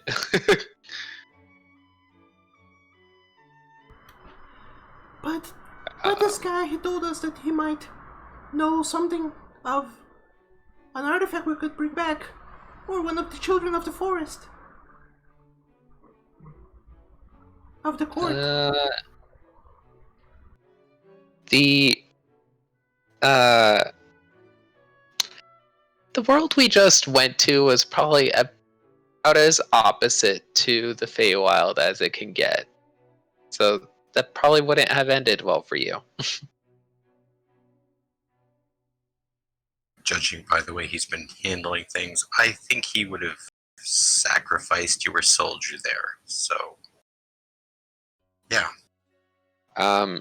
They told us before that the methods for getting back, one of them was bringing back one of the children. Yeah, the A children. changeling.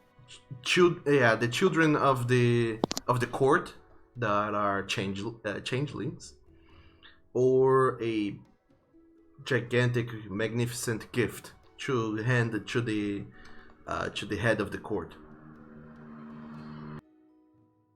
So they probably get the latter of that. Yeah, I'm just wondering. Nitro asks, what would they consider a gift? Well, several different things they do not like. Never offer metal to the court. They hate it, they despise it.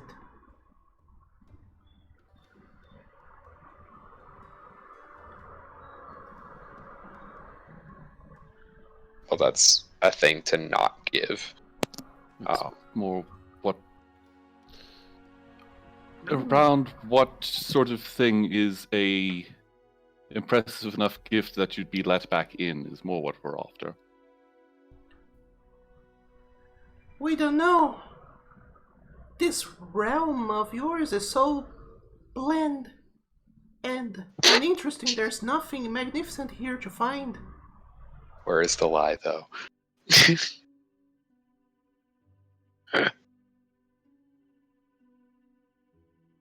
Where like we go to a world of color and it's like, wow, our home world kind of sucks. Should we just shove them into the Wait. wild pocket dimension we have and leave them there or something? I don't know if that's a great idea. But Nitra still has that note that she got for the Dryad requesting her to come see her. We could maybe kind of kill two birds with one stone and ask the Dryad.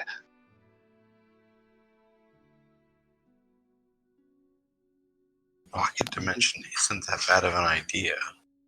Is this when we find out that you've managed to win the attention of a Fey Queen somehow? That would be Besides, pretty awesome. if we could help populate that place, it might even help it grow faster. My main point of worry there is that there's a bunch of carefree, happy-go-lucky satyrs and what are they, darklings? You know they can interbreed, right? You know they'd what? I said you know they can interbreed, right? With this, what? That's not the point. Suicide by drowning again. Yeah. Yeah, I was thinking more risk of murder.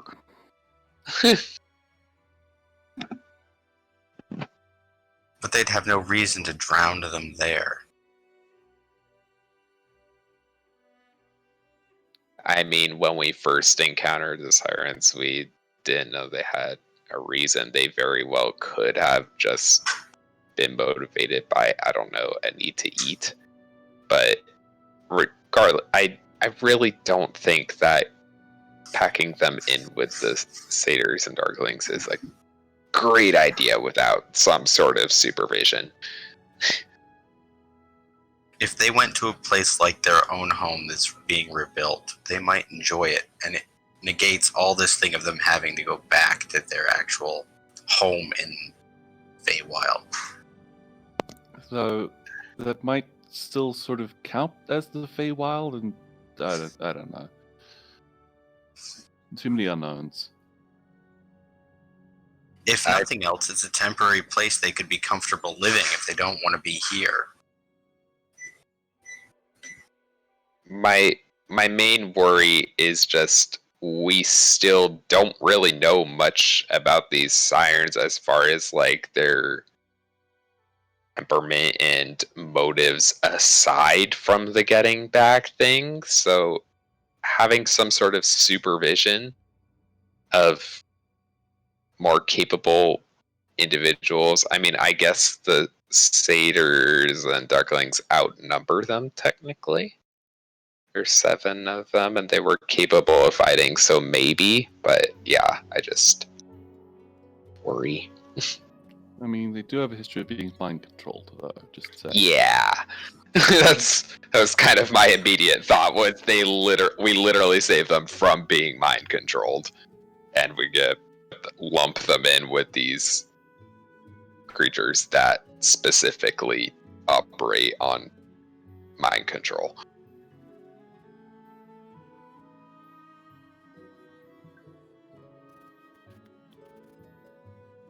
I'm saying they were desperate before. If they're not desperate and they want to be living comfortably, they might be okay with it. And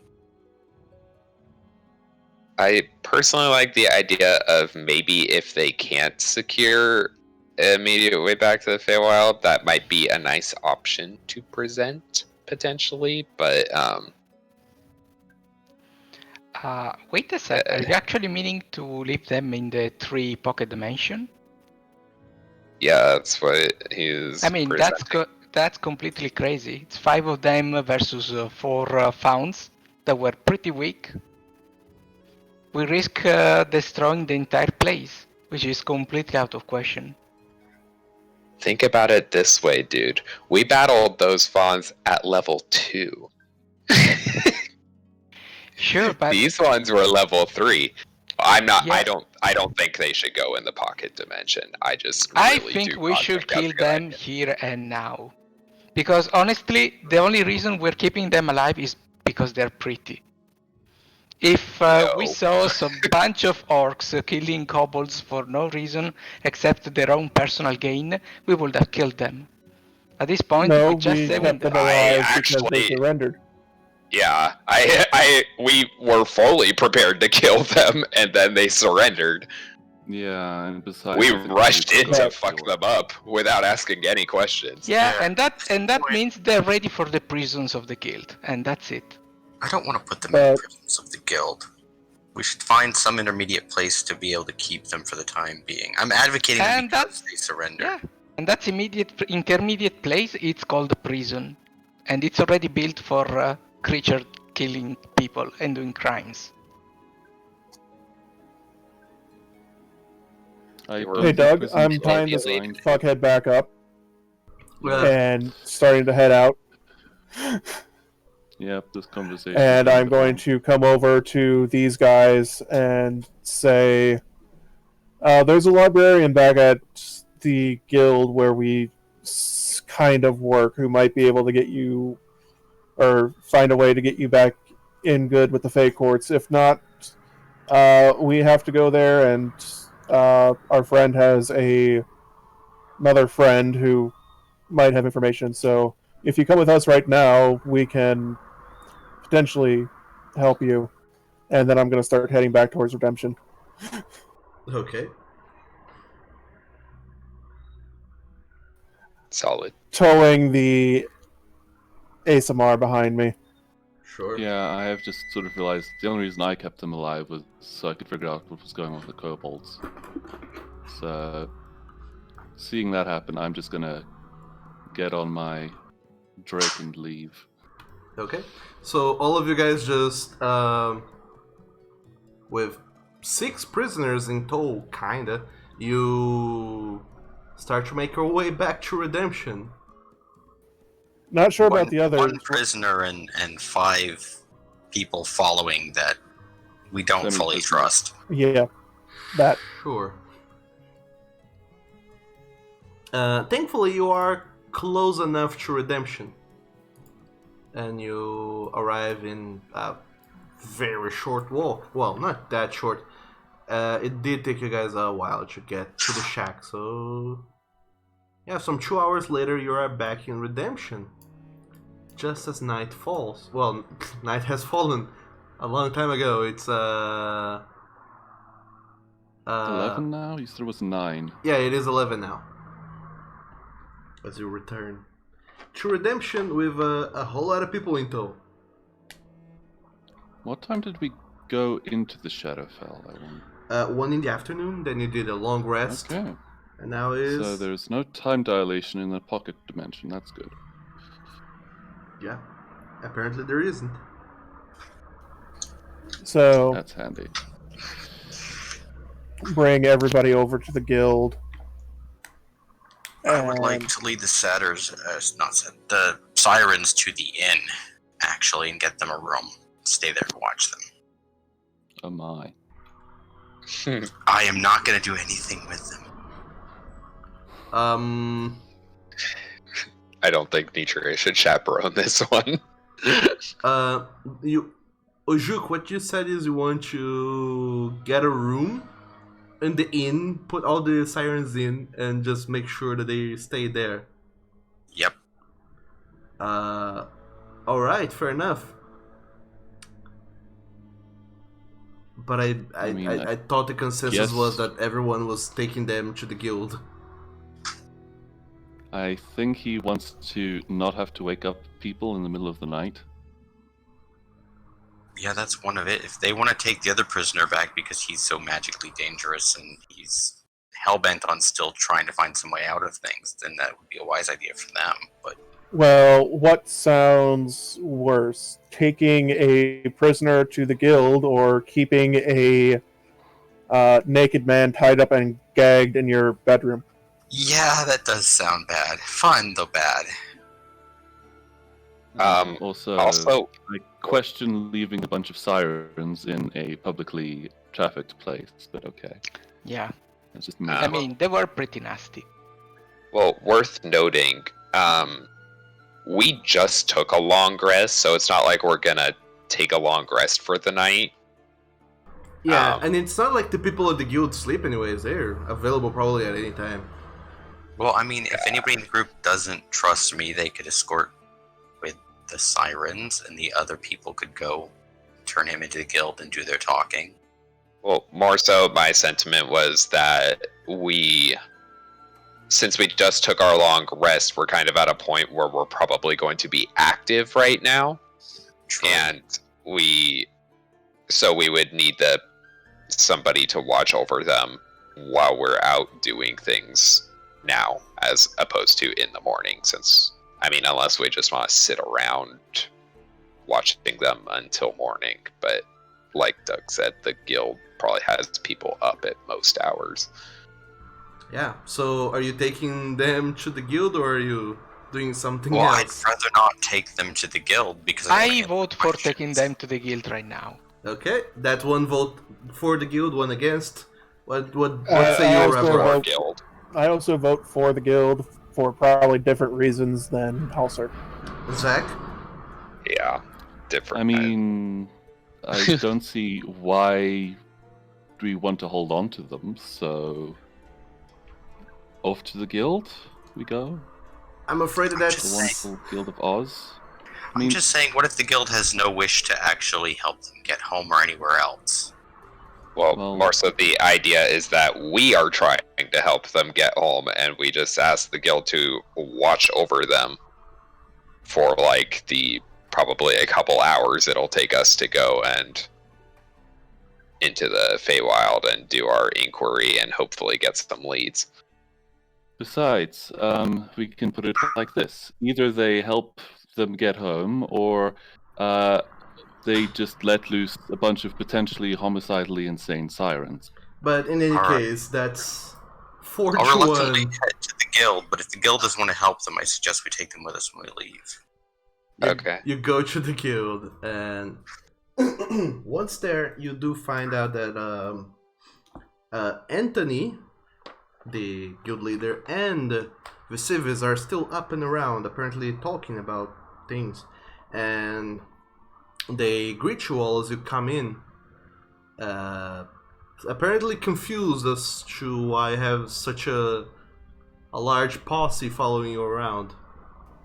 5 sirens and a naked ASMR. Yeah. Mhm. At which- Nitra will be like, she points over to the warlock.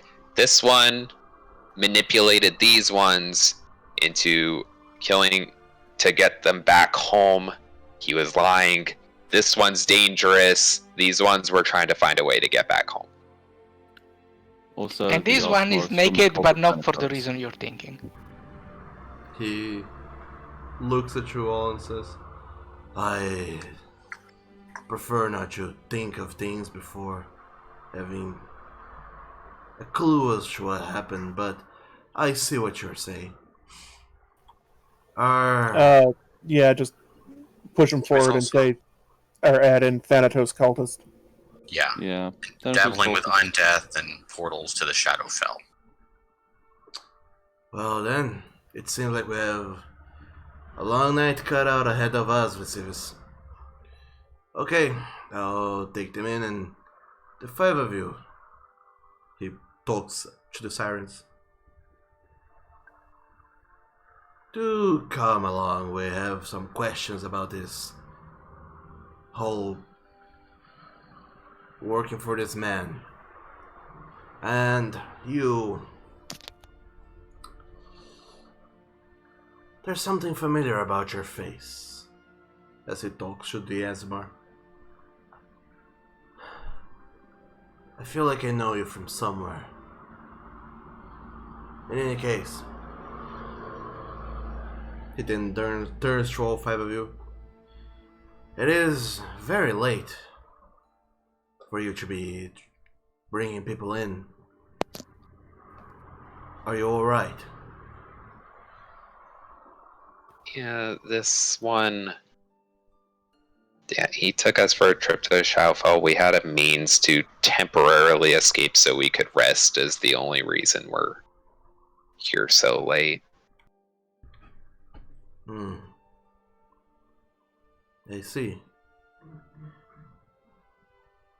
I don't want to stop you from anything you have to do right now, but I would very much be interested in hearing this Shadowfell story of yours. I don't imagine you've made your way to the Shadowfell using the guild's entrance, did you? No, it was a portal I believe he created or found. And we didn't do much aside from spend a couple hours on the other side of it, and then met a gargoyle. And the gargoyle destroyed the portal. We destroyed the portal. Huh. Interesting. Apparently, Iglebeth is not too keen on this one, and she points to the warlock coming back. You see, there's some a different look to the way that he looks around whenever you're talking about those things, and Anthony seems intrigued. I see. Huh. Well then, let's take those in, and I imagine the 5 of you are going to bed right now. I'll talk to you guys tomorrow. So, We're rather well rested. are you guys going to be helping the sirens get back to the Feywild? Because they've been banished and they're searching for a way to appease the Fey court to get back. I thought that's what we were doing. But we'll look into that. First, we have to see what possible crimes they have committed under this one. Normally, working for those cults doesn't... It's not something one does lightly, and normally involves criminal behavior of some kind. After we find out what they have done, then yeah. Mostly mass drowning of kobolds. Yeah, he told them that he had the way to get them home, and that the only way he could do it was for them to bring him all the kobolds he wanted, and so we caught them trying to get those kobolds. Well, Anthony, yes. even though it's a serious thing of them drowning any sentient race of species, race of people, I'm begging leniency for them. Would you please try to put them to work for the guild in the time being if they stay? I'd say just treat him fairly for what they did. That does seems to be very... It would be very unfair to those who have been drowned. I'd like to point out, guys, we tortured somebody to get back home. Mitri just shrugs. He's right here. Yeah. He's not injured badly. I mean, most of it was from the fight. But let's be completely real here. We would have cut that rope. I really would not have. I mean, No, I wouldn't have cut the rope either. I mean, if I was going to finish it, I would have done it firsthand. Well, regardless, yeah. we'll, No, I was going to cut the rope and let them just drift out into nothingness. we'll see what we'll do with them, and do come back around later. Maybe we'll have come upon a decision by then on what to do with them and with this one specifically. But still, the guild thanks you for keeping the peace and making sure that everyone is alright. If that is all, good night. To all the...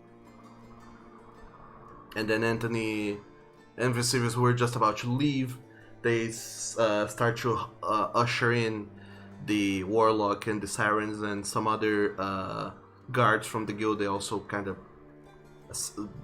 rush in to kind of be of help escorting everyone around, and eventually all of you are left alone in front of the guild, just pondering about what you have just done and pondering what to do next as well.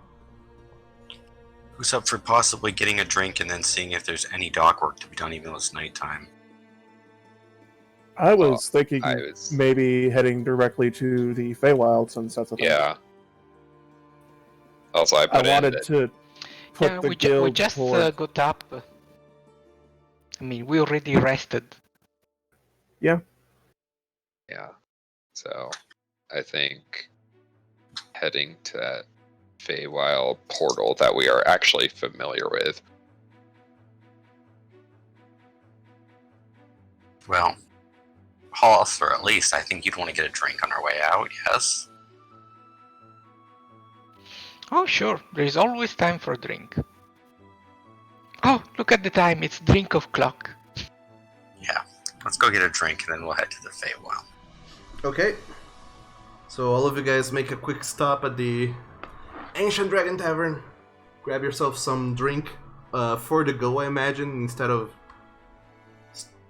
stopping to drink. I imagine you wanna use wisely all the time you have, and you make it towards the tavern, get some drinks to go, and then you start to make your way to the Feywild Forest. Or do you wanna stick around here for some time? At the inn, we'll see if we can find either a quarter butt or half butt barrel and just leave with it. Fair enough. You do find a quarter barrel, or half barrel even, and you get it for 1 silver piece. Actually, no, never mind. That's a gallon. Is 2 silver pieces. But yeah, you get a whole lot of ale for 5 silver pieces, which is enough to probably last all of you guys the entire journey from Redemption to the edge of the forest where you know the portal to the Feywild lies.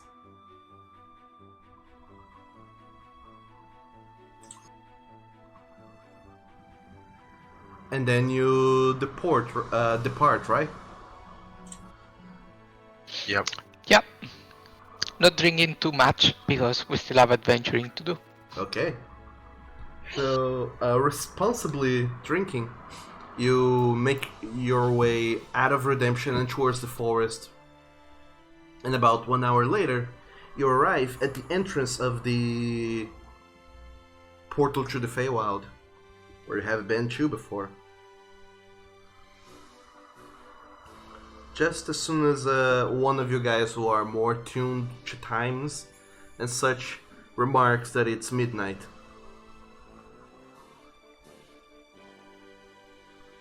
Clock struck midnight. You went into the Feywild portal. Hop on through down the rabbit hole. Going to the Feywild at the witching hour. What a brilliant plan. I'm going to say that and then crawl in. Right. And you do. You, one by one, once again, you start to you pull away the mesh of leaves and such that covers the entrance at the bottom of the tree, this very tall, gigantic tree that leads into the Feywild, and you all crawl in. And after crawling for a while, you make your way to the... where is it? Ah shit, I lost the map. Found the map. You make your way to the Feywild. Boom. All of you once again climb out of the bush where you had previously climbed out of. Nope, And this is definitely the first time it's happened for me. is it? I lost my memory the last time. So Oh yeah. to me it is. Yeah, Nidra did too. And she didn't bother restoring it because she Doesn't know how. Didn't really see the need to. Well, no, we were able to go get a lesser restoration, but she just didn't bother. Oh. Incidentally, all of you are seeing a shitload of tokens you should not be able to see because theoretically. I was confused by that. Yeah, I know The other this. team came through. Yeah, the other team came through and they found a whole lot of stuff, but theoretically, you never did. But I'm gonna say you did. The people at the guild just kind of, when you were at the guild and mean, they told you. We did say we were going to the Feywild, so Yeah, they decided to be like, you know what? There's this other group of people who went to the Feywild recently. Here's their notes on the matter, and they share with you their mappings of the Feywild. And as you land back into the Feywild and you look at your own notes, those of you who remember, and this new pair of notes and mappings that you have, it takes you a little bit of time to compare information, but eventually have a compiled map of where you are and what is what in the Feywild, according to these other people at the guild. Okay, so is the swampy Lake I of think we want Lilies? to head to the Lake of Lilies if you want to try to meet your tree spirit. My pseudo patron. Is that what you guys want to try and do? Yeah, we'll try it. The Lake of Lilies is the place that we saw initially, right? Yes. yep. Yeah, Okay. So, onward to there. And then we can head to the library, which apparently has respawning loot. oh, this is Well, an instance. I wouldn't think that. It's just we know what to look for now. We know what we're wanting to look for. Oh, you. And No, I wouldn't Nitria do will that. try There's no and reason to. see if her owl shall guide us in the direction of a person they were made of the bread of. That sounds so wrong. And this bread is the body of... Wait, what? Oh my gosh. This owl is the child of Nitria and that dryad. No, the owl is Jesus. Kinda. But no, yeah, you guys take about some 2 hours of walking because distances in the Feywild, man, they'll take the bejesus out of you. Regardless, you walk towards the familiar Lake of Lilies. A distance away. You have been through here before, so it's more or less familiar to half of you. I don't recall who does not remember the travel. It's Nitria. I think it's just... I did remember it. It was I only auto Nuclear and Zach. remember it. Yeah, I think only Nitria and Zach. Nitria, Zach, and Ajuk forgot, but Ajuk remembered because he couldn't forget. Yep. I had a dirt moment, but it was corrected. Okay, so yeah. So more than half of the party remembers the path, so all of you just kind of point out things to the party, so you guys don't need to make another survival check to go over there.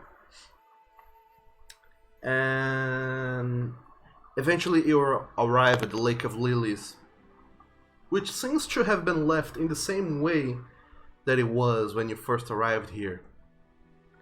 Still with chopped trees all over, and at the middle of the little island.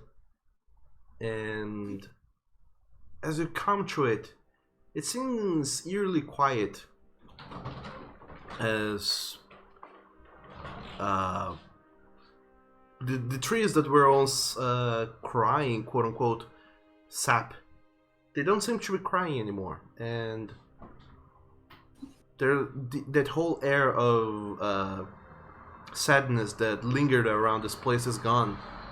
And as you try to think if there's anything different and what changed, very short while later, you sense Nitria as your owl seems to sit atop a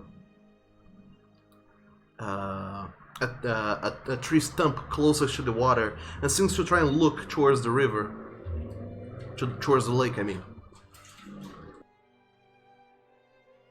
The lake to the east or to the west? I can't really see the format. Wait, isn't there a map for this place? Don't you already have a map for this? I do, but it's just sitting like at the edge of the lake itself. It's not looking into the distance. It seems to be looking at the lake, like right down. Oh, okay. At the edge. Nature. I guess we'll kind of cautiously walk over to the edge and try and look at whatever the owl's looking at.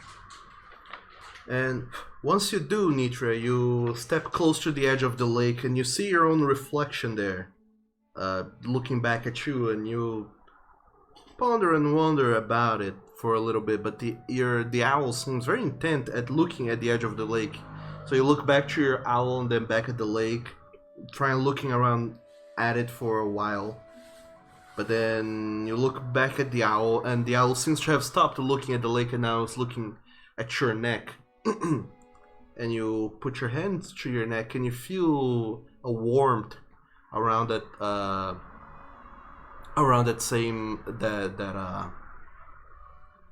scar? Was Mark. it? Yeah, mark. Yeah, that's the word.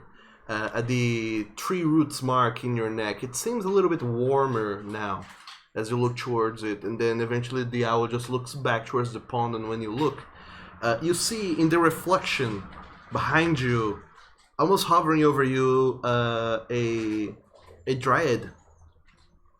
In the reflection, seems to be behind you, but then when you look back, there's nothing behind you. It seems to be present only in the reflection. And then she waves towards you. Nitria looked like very confused and waves back at the reflection. You see that... Doug? Yes? Not where Nitria and the Dryad are having their moment, but I want to actually get really close and examine the water of the lake. What are you looking for, if anything? I'm more just like gonna dip one of my hands in it and just see how quote unquote normal the water might be. Mm-hmm. Or abnormal even. You put your hands into the water and it feels very refreshing even. It's kind of cold, mostly because of the density of this body of water. But aside from that, it doesn't seem there doesn't seem to be anything weird to it. It seems just to be regular old water. Alright, I'll draw one vial of it just to have. So you just fill a vial of water. Yep. Okay. You write down that you have a vial of Lake of Lilies water. I mean, haven't you Magic seen all fairy those water. mineral water ads? We're gonna make tons of money. So, Nitra, as you wave back towards the reflection of the Dryad in the lake, she seems to open her mouth and seems to talk. And as she's talking, it's kind of odd because you see that from where she is, there's a bubble of air that is building on the bottom of the lake. And then once she finishes saying, she closes her mouth and the bubble starts to slowly float. And once it gets to the once it floats to the top of the lake, it dissipates, and you just hear this noise, the sound of her voice coming towards you. You have returned to me, my child. How long has it been?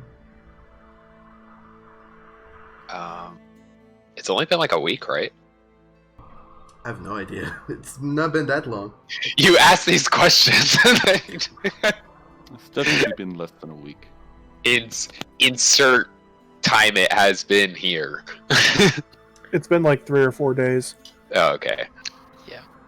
No, it's been... Yeah, it's been more than a week. It's been 8 days. Really? Mhm. You came back from the Feywild on the 20th, and today is the 28th. Oh well. Then yeah, I mean, Nidra, I guess will say, well, it's been about a week since I last came here.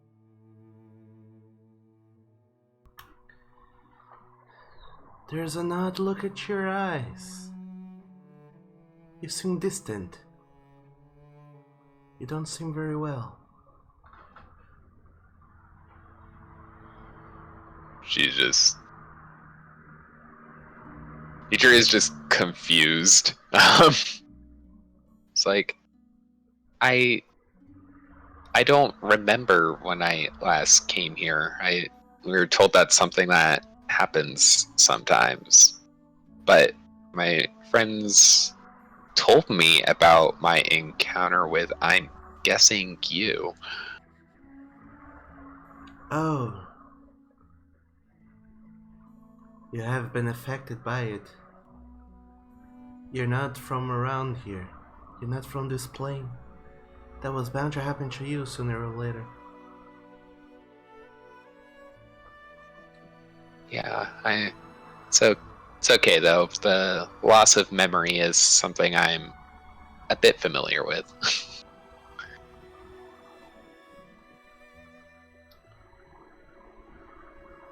Such a shame you don't remember. But on the other hand, it might be better. Our first encounter was kinda... could have been Messy. better. Just little. Just a little. But I got, I'm pretty sure it was your no, and while I don't remember you, but you seem to have given me something that is a really big deal to me, so I like the idea of coming to help you if you need it.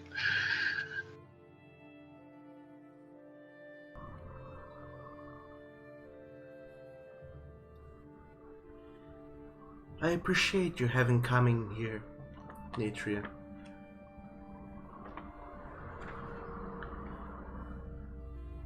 What is your name?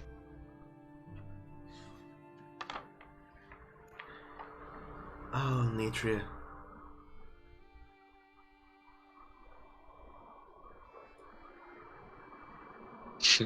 I'm Oh, afraid... Nitria. I need to look something up. I'm afraid I cannot tell you. I don't yet fully trust you.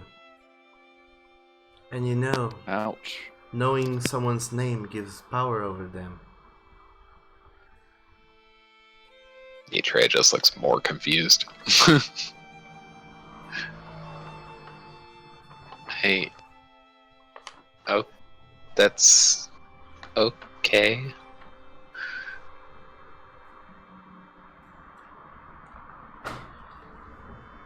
What I need your help with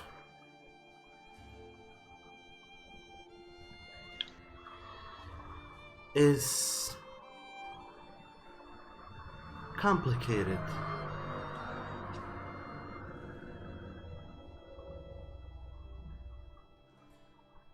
In what way?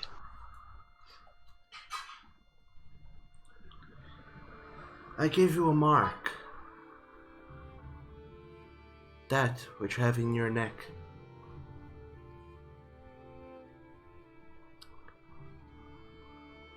I have given some of my essence to you in the hopes that it would help me. But it hasn't.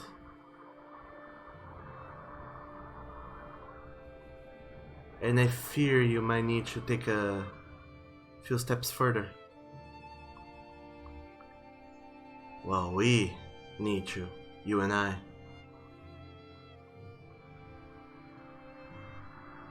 I am trapped here, Nitria.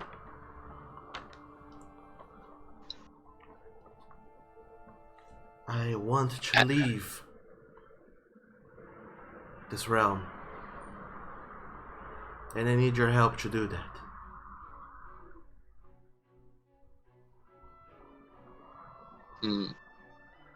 Why do you want to leave? This place is, well, as some have said about our world, it's a bit boring. This place is a lot more beautiful and full of life. What's there for you elsewhere?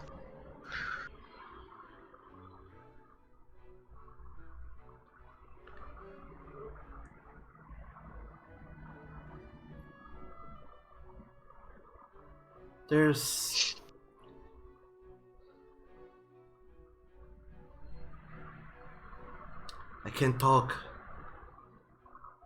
of it. It could destroy me in a blink of an eye if it caught wind of what I am talking.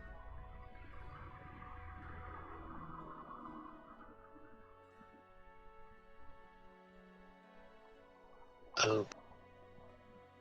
And I'm trying to run away from it. It used to be good, used to be pleasant even. But as of late, some while ago, it started to become more brash, aggressive, and overall not nice to be around of.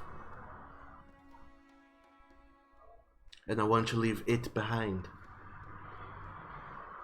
I could always, of course, ask you to help me destroy it. But that would be nowhere near as simple. One does not simply destroys or deals with it. It would be much easier for me to just run away.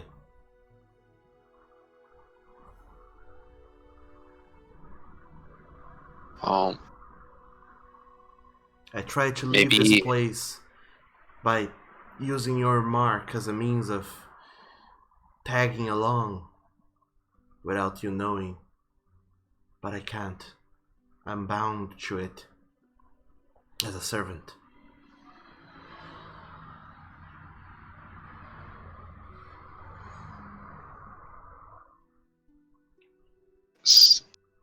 So, I mean, well, for one, maybe both can be done.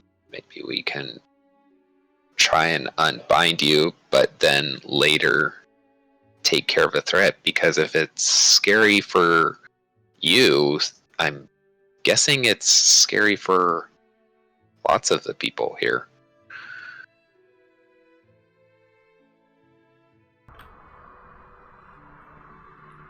It can be, yes. For some of the beings here, it is equally scary, if not more so. For others, it's actually perfection.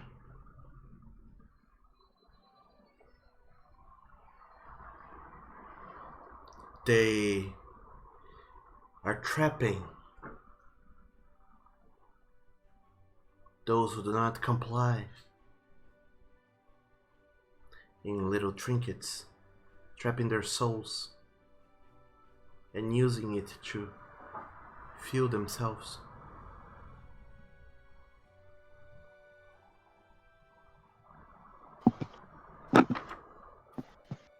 Nitra kind of gets like a look of, uh-oh. By the way, at which point I imagine that the entire party is has approached a little bit and is overhearing the conversation. Or not. I mean, if the lake suddenly started talking, I guess. I wasn't actually entirely sure if this wasn't some weird fever dream conversation that only Nitra could participate in.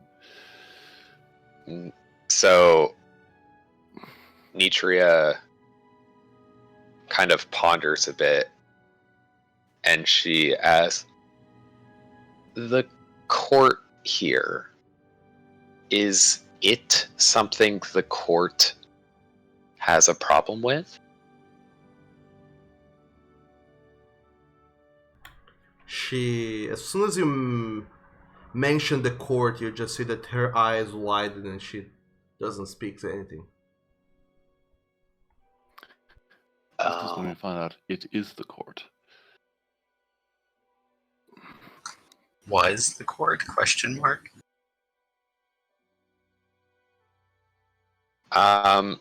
Actually, could I mean, as a player, have ideas of what that implies, but I'd like to roll insight to see if I could ascertain if Nitra's mention of the court is the it that she is referring to. Sure. And I'm going to add my 5 to that for a 19. Yes, you're absolutely certain that the it seems to be the court, because your question, the way you phrase it, it seems like she just seems completely spooked by the name, and both surprised that you know of it, knowing that she didn't tell you anything about it last time, and also, also the ways that she does not replies. It seems that there's no way that she can phrase this without incriminating herself into the eyes of the court. You guess there's no safe way for her to answer this question. Nitria just kind of subtly nods in acknowledgement.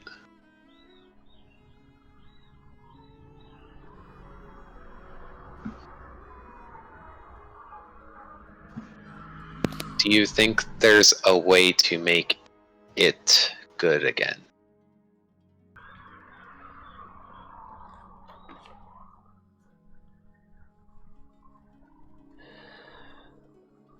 It could become good again.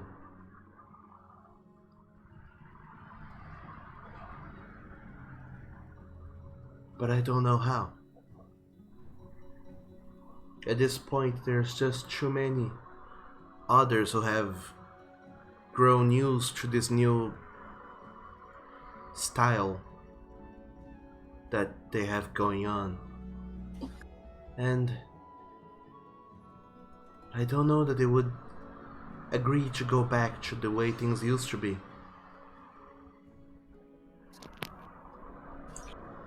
Nitria, forgive me for interrupting, but some practical questions. Where would this thing go, even if it got out of here? I think we have 5 creatures along the same line. Yeah, and something tells me those 5 creatures, well, it sounds like anything they'd have to do to get in favor with it would probably not be great. So maybe the cultist wasn't lying to them. I don't know about that, but I mean, I'm guessing they got banished. So what I'm thinking is the Sealy Court has basically gone off the rails, and those sirens probably got banished over some petty thing. And that trying to appeal to them right now either would not be worth it, or it would be actively detrimental to have them do what may need to be done. It'd probably be basically a differently flavored version of Kill the Kobolds. Kind of. I'm imagining the sort of impressive gift that they could give are some trinkets.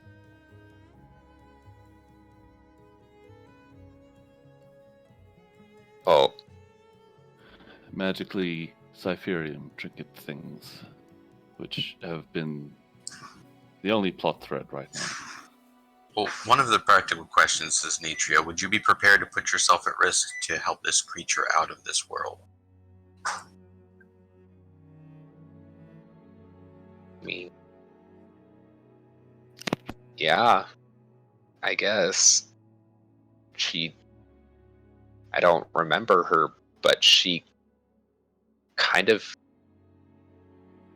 in a moment, just gave me some 10 years of my life that I had lost out on and had been completely fruitless. And even if she did it out of her own interest, things can be mutually beneficial.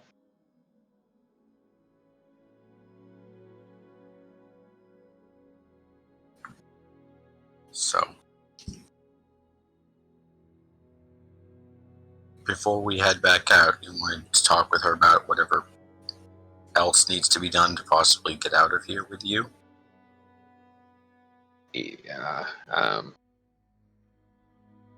Nitro will inquire on that. She'll be like, what do we need to do to get you out?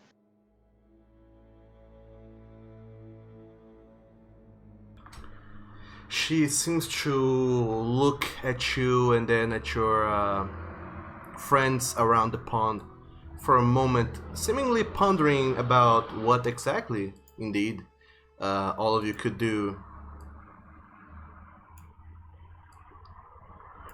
And she responds,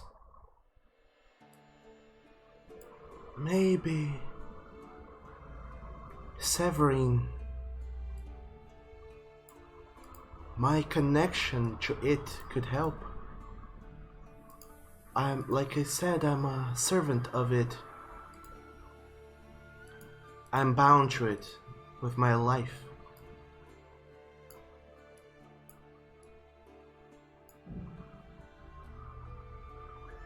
And we here in this realm, we have pacts.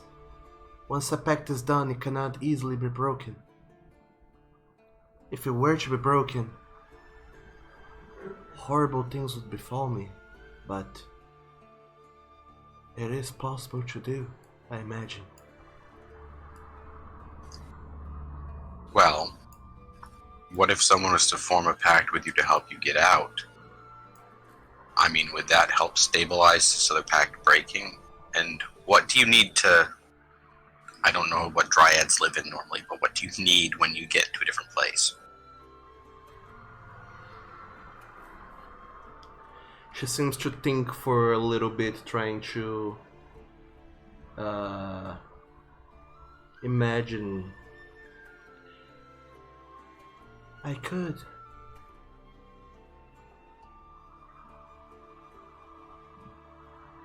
I don't know. I had hoped that by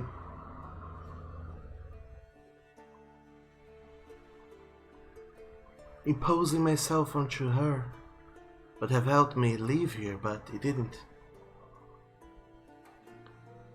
I imagine if there is indeed something I could have done differently, something, maybe indeed a pact with all of you could have helped me.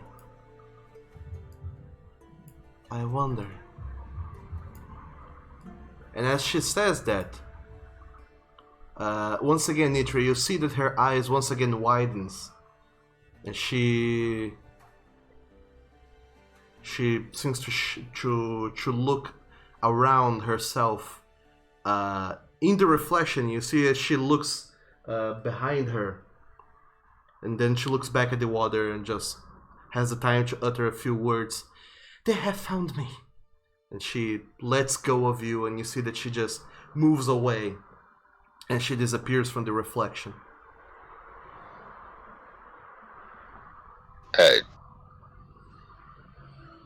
Wait, she looked behind her Yes. and said, "They found me," before sinking into the water.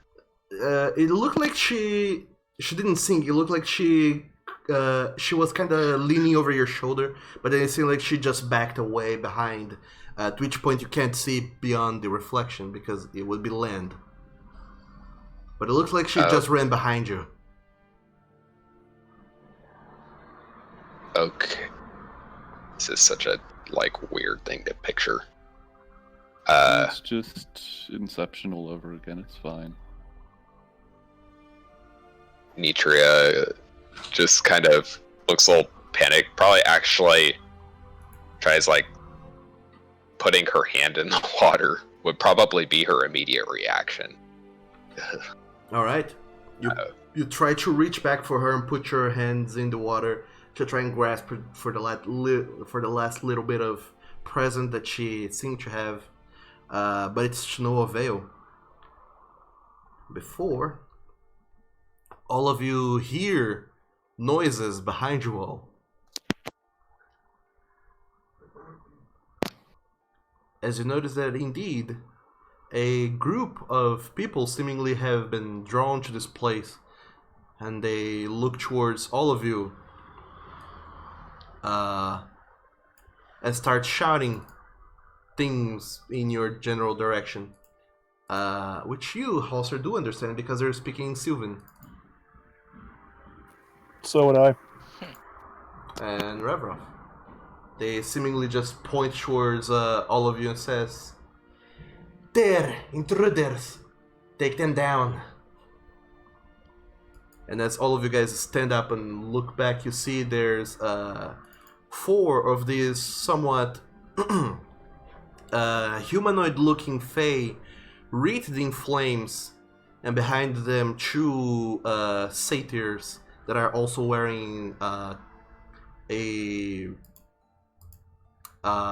crown of sorts,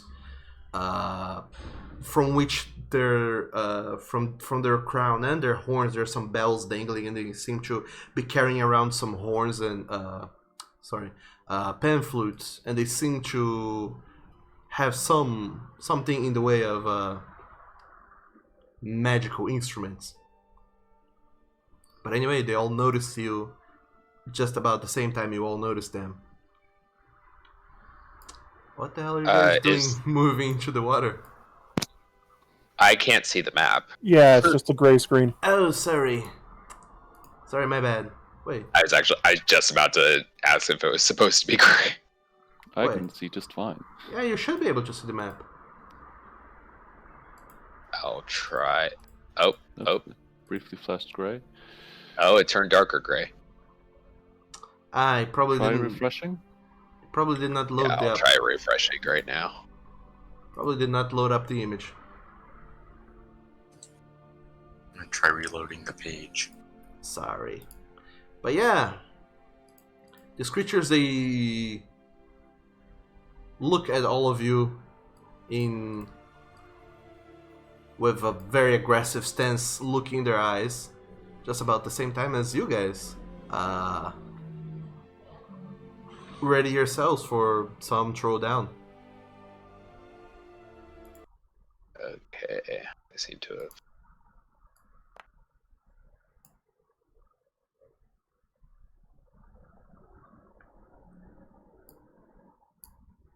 have. Can everyone else see the map? Yeah. I I'm can loading see back it in. now.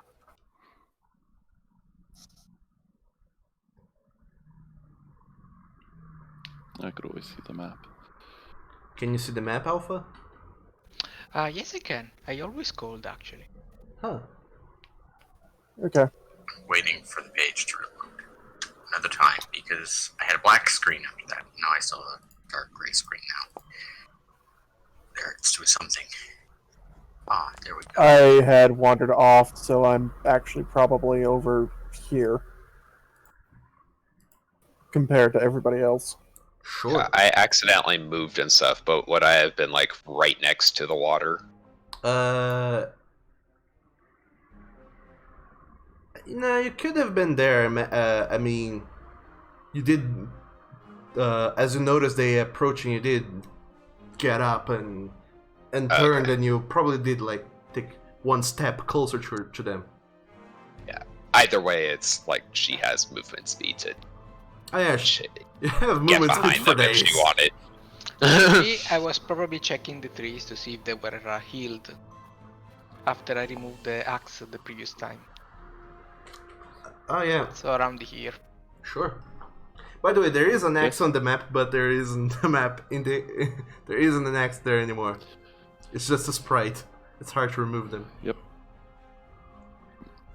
So everyone can go ahead and roll for initiative.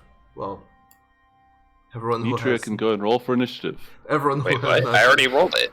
Oh, Did Have you? you? I guess I think I So- rolled it before I reloaded. Oh, maybe. Ah. Weird. Okay, so all of you guys get ready for some. Yet another throwdown in the Lake of Lilies. But one of them gets to go first. Unfortunately for you all. From where she is, it is. I don't know if it's a he or a she. Probably a she. Looks she-ish in the drawing. It's going to go They. ahead. Go ahead towards you. Revrov.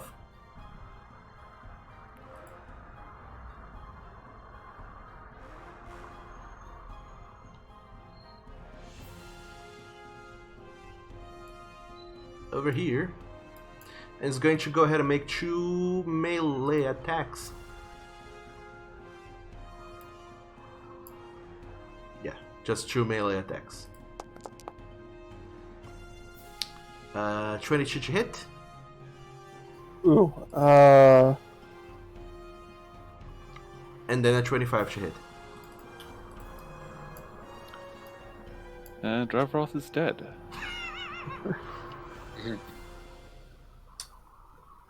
Okay. Oh. 3. No, that would make it. I have to take both those, unfortunately. So. Okay. Were you thinking of using shield? Yeah, but that would only bring me up to 22. You did not have yet. You didn't have a turn yet, so you can't use reactions. Oh, well. I thought that was only if you were surprised. No, that's every combat. Oh, no, it's not just Well, if you're it's a surprised. rule that it's a rule Doug's been using consistently. So Yeah. whether or not it's in 5e doesn't matter. Which Too one? much. Reactions, and I don't know if it. Anyway, doesn't matter. Okay. And that's its turn. Next up is Halser. So, with my bonus action, I actually enter in rage. Mm-hmm. And then I do a charge attack. Let me measure a moment. Okay, against this satyr.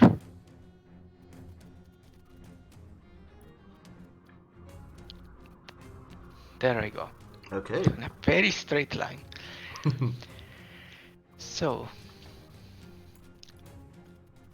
Yep.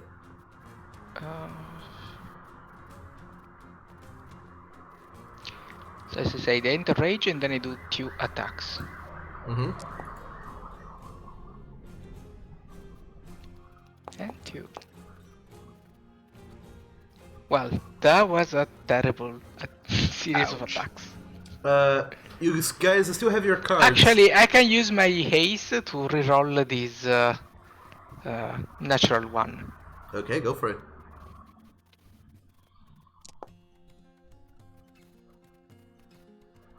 Okay, 19 does Decent. hit. And then I add the 2d6 for the charge. Okay. And he has to do the 15 saving roll in strength for avoiding getting prone.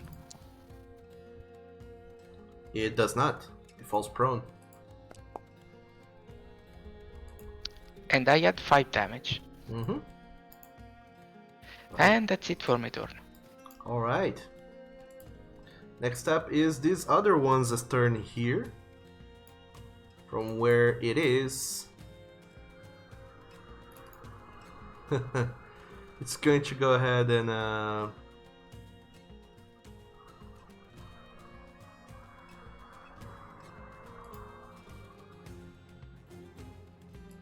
yeah, it's going to attack you from a distance using...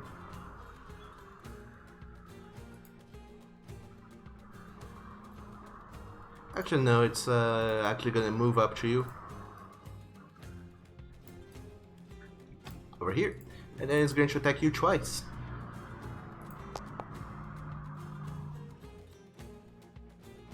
Uh, 20 to hit. And then a 14. 14 misses, but the 20 hits, I believe. That is your AC. Yeah. Is it 20 or... Yeah, my AC is 20. Okay. Even with the bracers, alright. You do suffer then the 9 points of damage, which you do not get to have because it is fire damage. Yep. Mm-hmm. And that's it for that guy's turn. Next up is Nitria. Nitria is actually going to start bonus action entering her blade song. Even more movement. Yay! Why? And she's going to zip up here. That's a tree, right? So I can stand there. Yeah. Like that's just the okay. And I'm going to booming blade attempt. God damn it! I don't. Does a 12 hit? It does not. Well, fuck then. Teacher will just stand there and look like she did something. Yeah, that's my turn. Okay. Fair enough. Why did you move, Leo? Or is somebody else moving before me? Oh, no, it's Raz's turn. Yeah, there's a whole lot of people moving before you do.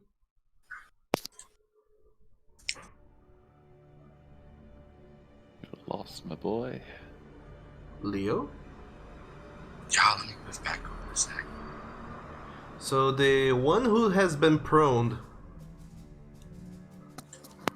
is going to stand up.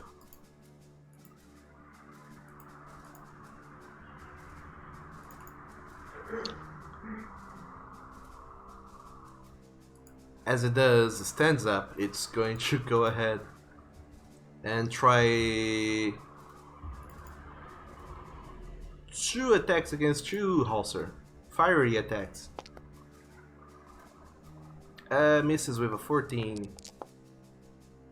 Hits with a 24 for 8 points of damage. Okay.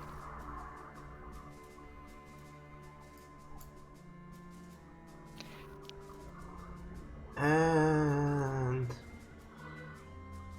yeah, it's going to stay there. Next up is the satyr at the back.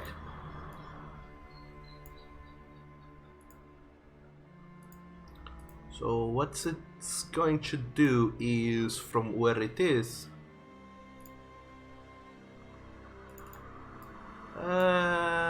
it's going to try and strike at Nitria with a bow and arrow. 2 shots. Misses. And misses, wow. Look at that. That's their turn. Next up is Zach. Ah, excellent. Okay, so I need to remove where I was gonna go, so I won't save the thing, so I guess I will help the moose. What action is it to drink my fancy potion? Never established that, did we? No. That would be a action. Like every Okay. other potion in the game is actually an action to drink. Fair enough. That's fine. I will then... Bonus action, I will make myself all... I will set myself to cold damage. Okay. And then I will claw at these delightful chaps twice. Oh, so you're not drinking your potion. No, not yet. Okay, 16 just hits. Okay, so that's 6 damage plus... You set your damage to what? Plus 2 cold damage. Mm-hmm. In this case. Second attack. 17 also hits. 6 plus 6 cold damage. Ooh. Nice.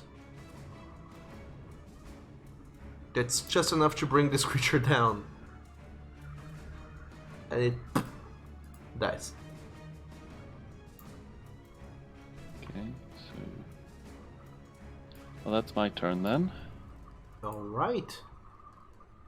That was Zex's turn. Next up is Raveroff.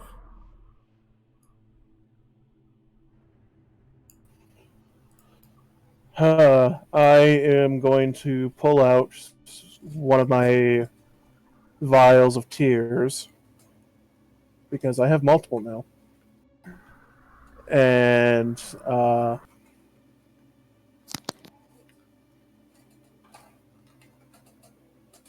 saying some eldritch invocation gesture over at House Sir, who Shadow you see stretch out this way as I use summon Shadow Spirit to summon a spirit of despair.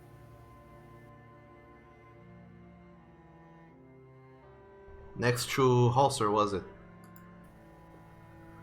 Up here. Where? Ah, okay.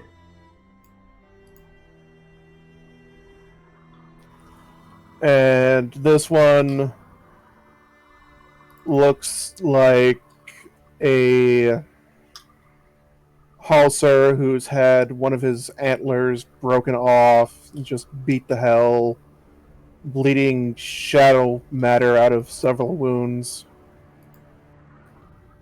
And it lets out... I don't actually have this copied over yet because reasons, but it lets out a dreadful scream.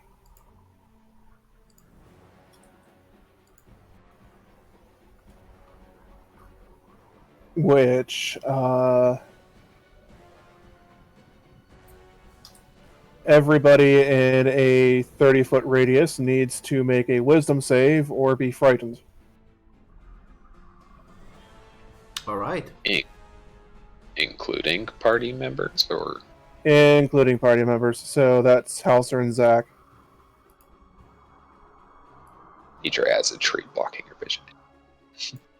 So, Halser, Zach, and all those other boys Okay. make a saving throw. So, wisdom save. Yes, versus Rav's spell save DC. Which is? Oh boy. Wow. Spell I save will DC. spend Fuck, my- I can never remember this.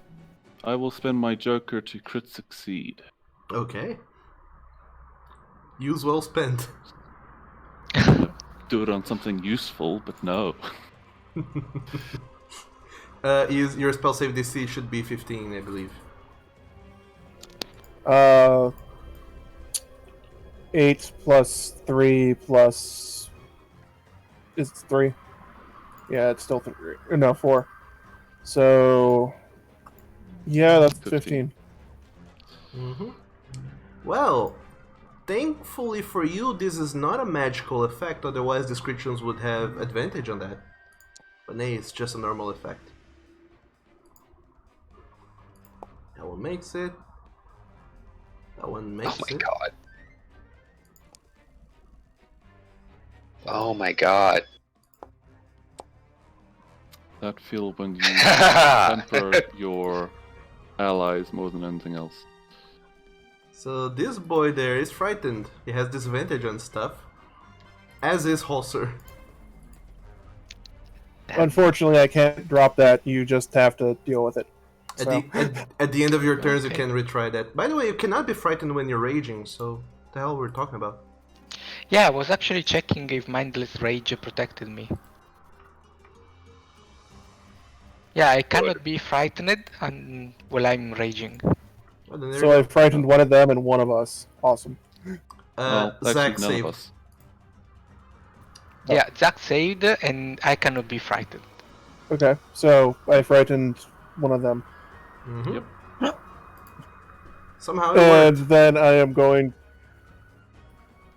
going to use my bonus action to third level healing word myself. Okay.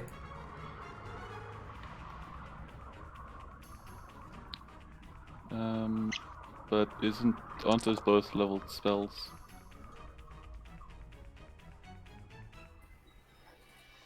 Oh yeah, Yeah, they are. Summon Your Spirit is a leveled spell.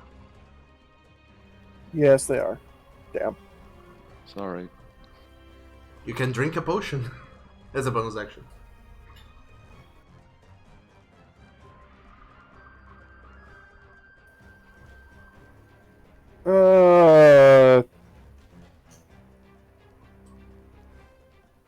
No, I'm just gonna Eldritch Blast her. In melee? Whoa, wait a second. Summoning your Shadow Spirit is an action. You can't do two actions. Damn it. I'm gonna stand here. Okay. You're going to cry. Now is your Shadow Spirit's turn. He used his cry scream thing. Which is an action for him, and that's it. Okay. Next up is this one here, down here. It's going to go after Zach. It's not a How fan rude. of you killing its friends. It's, I'm not a fan of you killing my friend. it's going to fiery touch you twice, Zach. That's 17 to hit. How about no? And an Also extra no. one. Oh boy. Yeah, that's it for their turn. Next up is the Satyr, Too small and weaselly. who from Koboldy. where it is, it will strike. It will ram its horns at your Shadow Spirit. Actually, we'll move here to get a flanking bonus. It will miss. And then we'll miss again. Wow. Next up is Orjuk. The roll is so great, you guys. Move down here. Ojuk will bonus action. Hunters mark the not scared satyr. And then, well, these are a new toy, so why not? I'm gonna launch it.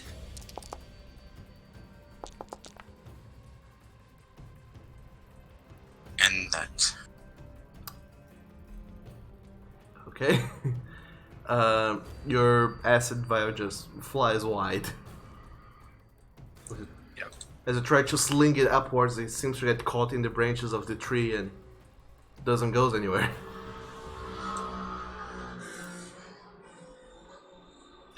Well, I have a second attack, so I'll try it again. Why not?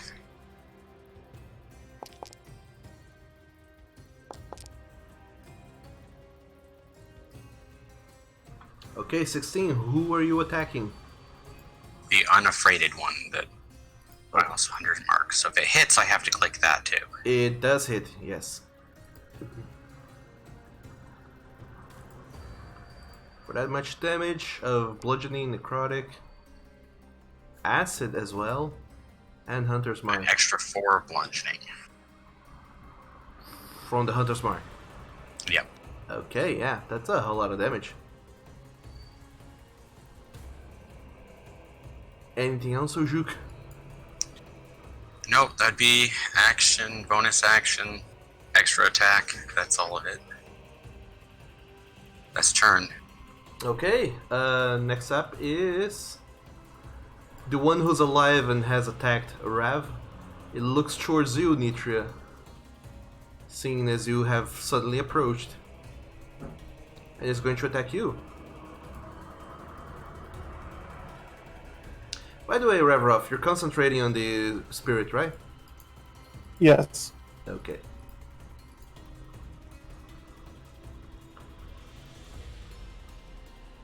Well, then it's going to attack you instead of attacking Nitria. So, first attack against you is 21 to hit. Shielded. Okay, it misses then. Second attack is a natural 1. Fun. And with all that solid damage. Oh well.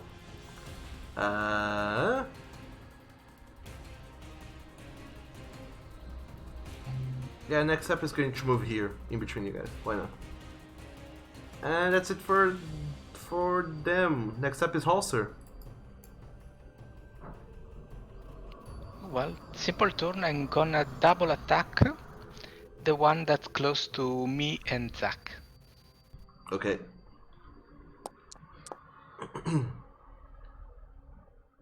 Oh boy, yeah, that does hit. And it's dead. And yeah. Ooh. Oh no, that's too much damage. You only have like 20 hit points, it's fine. Right? Yeah, it's going to go ahead and hellish rebuke you, Halser. Yeah. I'm done for my turn. Okay. Just a second. I think so. Dex save. So yeah, dang it. There you go. I need you to make a DC 14 dexterity saving throw, Holzer. Sure.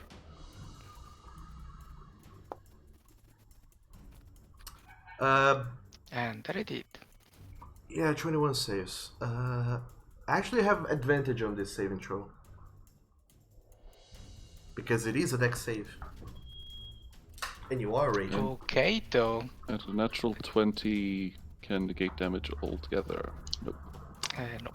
But you do save, you still you suffer only half damage for 6 points of fire damage from this hellish rebuke. Completely forgot the other one should have had a hellish rebuke as well. But oh well. That's your turn, right? Yeah, that's it. Okay. Did it not die? No, it is still alive, but way below half health.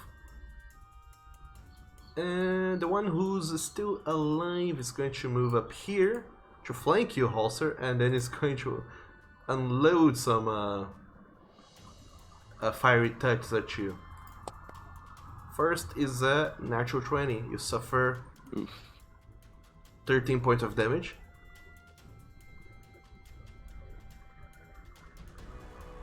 Second attack, Halser, is a miss. with 10. Okay. Swings around its fiery hands but cannot touch you. And that's it for them. Next up is Nitria. Oh, Nitra is gonna try and scoot herself right into flanking position. Mm-hmm. And she's gonna try and katana again. Booming blade. Sure. Are you fucking kidding? Well, she scoots back behind the trunk so that the people who were shooting at her before Yeah. can't shoot. They Yeah. cannot shoot. Well, they get a big. You get a big bonus to AC because of your full cover. So yeah. Anything else for your turn? I guess, well, bonus action, Quarry marked the one next to me for shits and giggles. Okay. Shits and giggles. It has been shat upon and giggled at. Yuck. Next up is skip it there. Next up is the satyr who's frightened. It's frightened. It's going to try and attack the shadow boy. At severe disadvantage. Mm-hmm. Can't do much else. I mean, he can try to run away. Yeah. 16 hits shadow boy for 7 points of damage. 16. Isn't it 14? He is flanking. Oh. Oh. Okay. Regardless, 14 would still have hit because that's your Shadow's Boy AC, isn't it? Yeah. So yeah, 7 points of damage to the Shadow Boy. And that's it for their turn. Next up is Zach.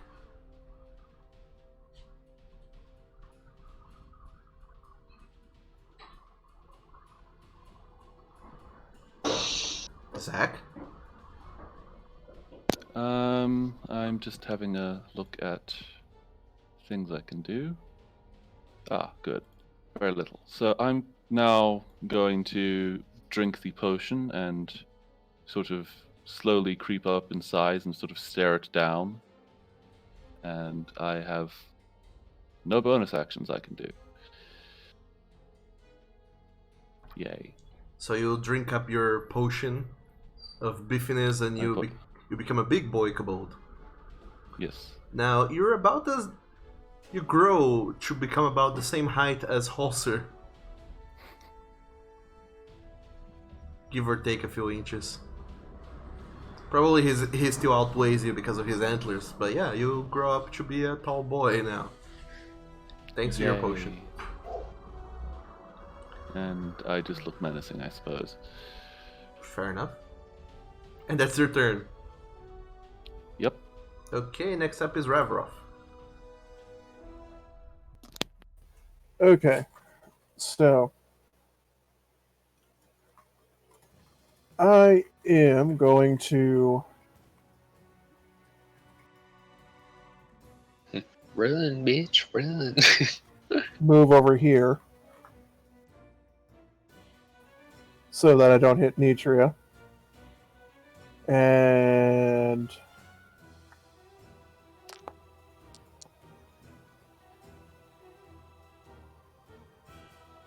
Sword Burst. Ooh, I never heard of that spell before. Don't even know what it is.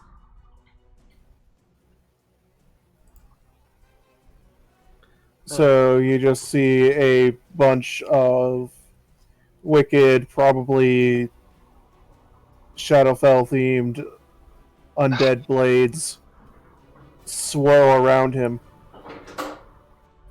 And they take no damage, unfortunately. To just weave and dodge from your blades, masterfully even. We are just sucking at taking this specific one down.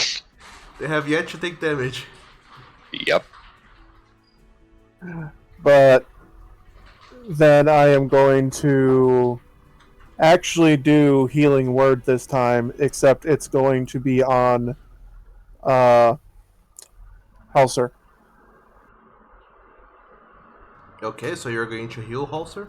Sure. Yep. Go for it.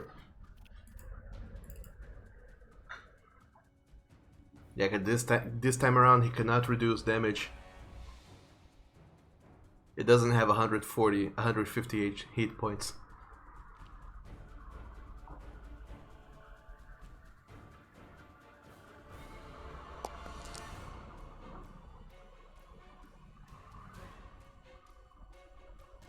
Yep. So you take Okay, it's 12 points. 12 back.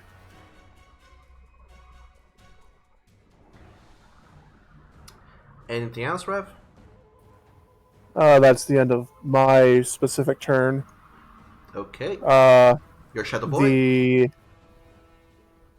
Shadow Spirit is going to use Chilling Rend on this one down here. Okay. So, opening his sheet.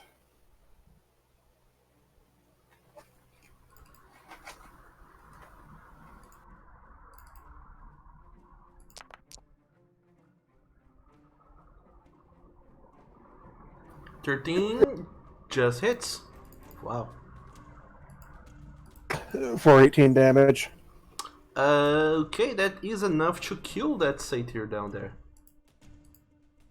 He also dies.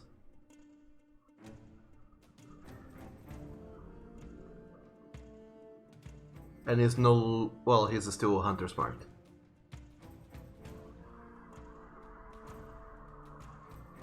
Then it's just going to turn around and snarl at this guy. Okay.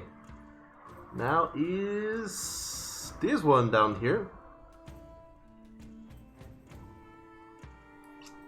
Number 2, who is very unhappy now with Ravrov having healed Halser. But it's totally not going to risk attacks of opportunity or any weird shit like that, so it's just gonna go ahead and keep attacking, I guess.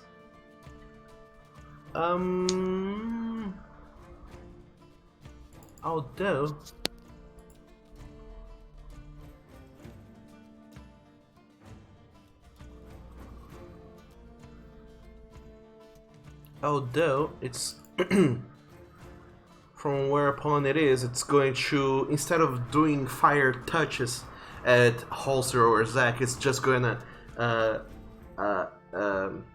put both of its hands forward, and you see that from its hands starts straight up in fire, and it seems to produce a cone of flames. So I need Halser and Zack both to go ahead and make a dexterity saving throw, because it's using burning hands.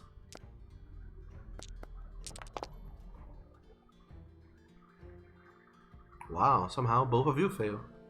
Our freaking rolls today.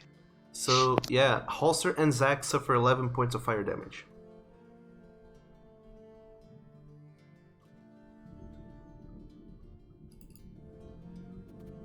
Damn it. I was just healed of pretty much that amount. I'm sorry, but it do be like that. And that's it for their turn. They're going to shout out to the satyr at the back. Go on, run from here. Tell the court. Tell them these intruders are upon our lands. And the satyr at the back just nods, still shaking and quivering with fear. Which, by the way, I forgot to roll its wisdom saving throw to at the end of its turn to resist the fear. And it does. It is no longer afraid.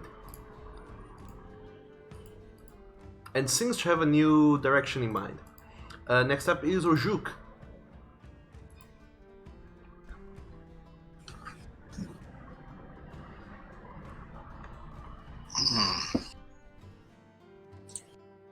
All my plans went askew. Bonus action, move Hunter's Mark to the guy that might flee. Mm-hmm.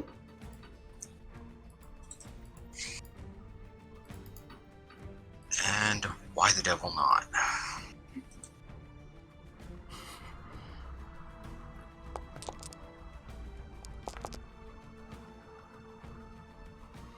Because you keep missing, that's... Oh, no, never mind. Okay, some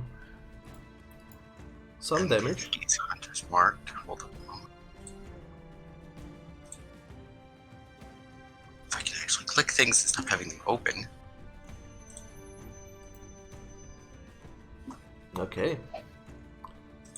That just took out half its health. I'm gonna do that again. Okay, go for it.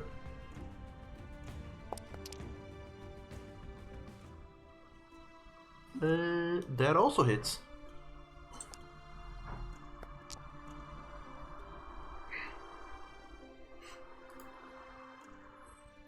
So many rolls. 3. Yeah, that's enough to kill it. He collapses.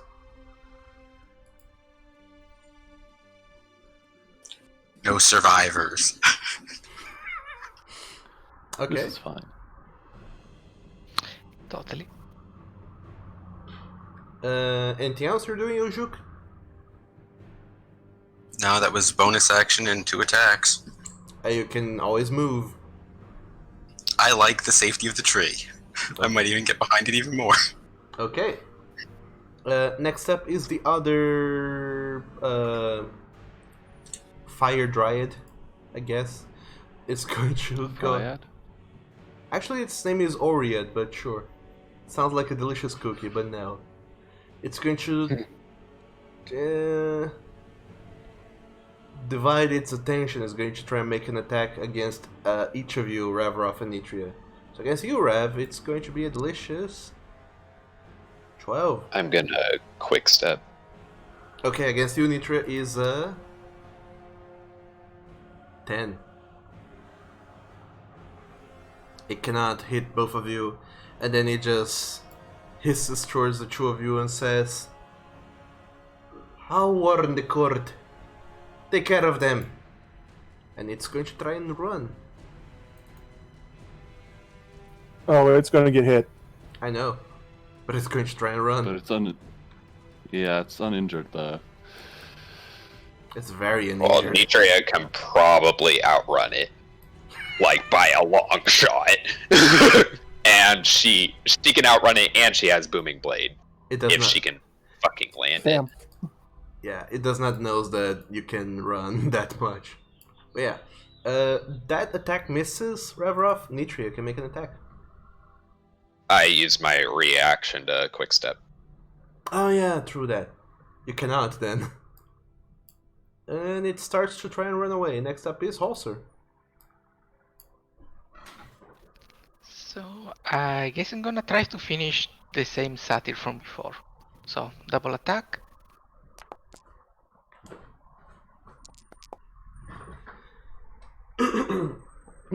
On this one right here? Yep. Okay, yeah. Whereupon, once there stood a fire dryad, now stands Mush. Fire mush.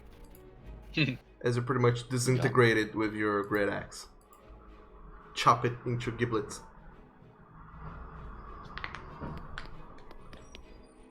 Anything else? No, that's pretty much it. Okay. Next up is the other fire dryad, who's looking very appalled seeing how badly things are turning. It's going to try and once again burning hands you, Holster and Zack. Make your deck saves.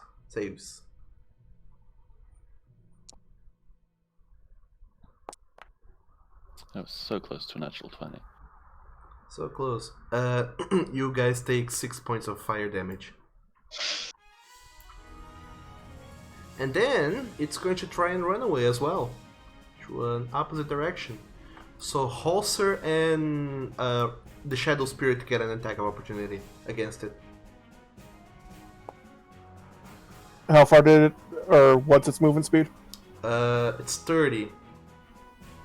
So it has a 10-foot movement speed. If it's third, its turn next there. Yeah. Can move only up to there. And thankfully, to it, your great axe attacks miss. So I managed to dodge out of the way just in time that it can't quite cut it into pieces. But the Shadow Spirit can make an attack of opportunity.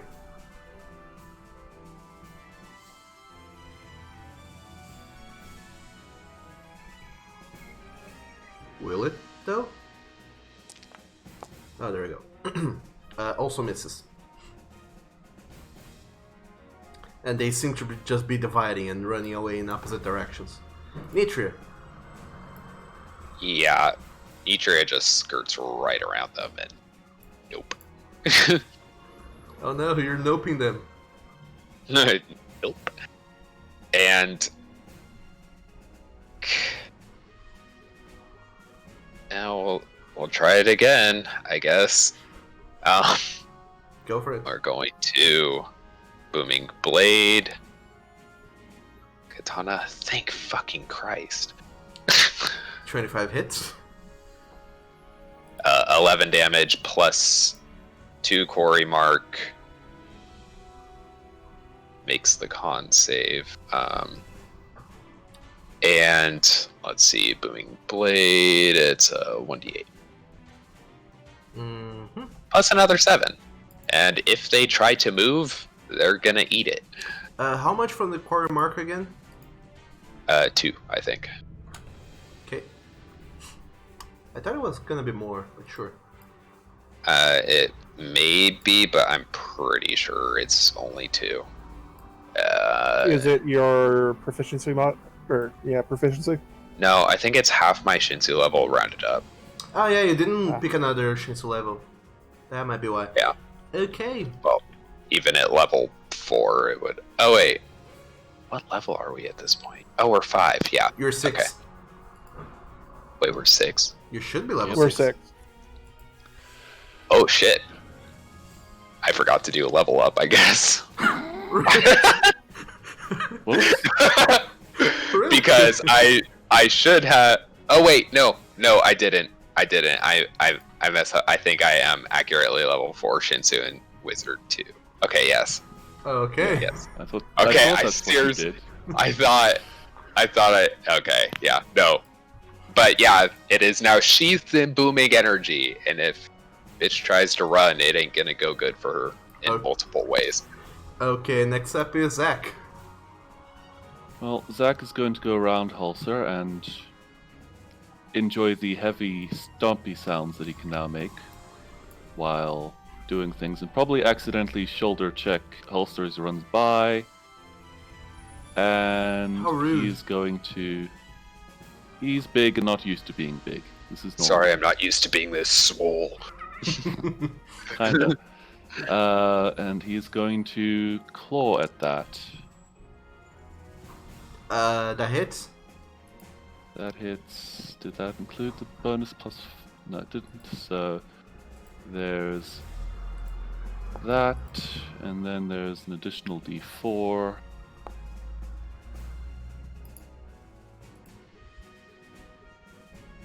It's one attack. 15 just misses. Okay, and bonus action. Also misses. Darn. And then let's see. Movement? That's Any 15 movement? Feet. Yeah, I think I will try and cut it off. I think I can make it that far. You should be able to, yeah. Yeah. And that would be my turn. Okay. Next up is Ravrov, and then your Shadow Spirit.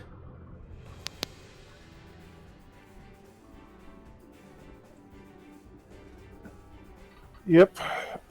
So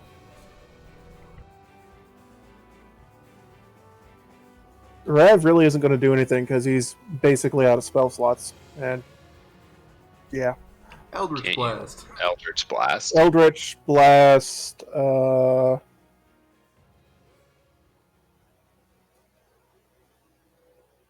This lady.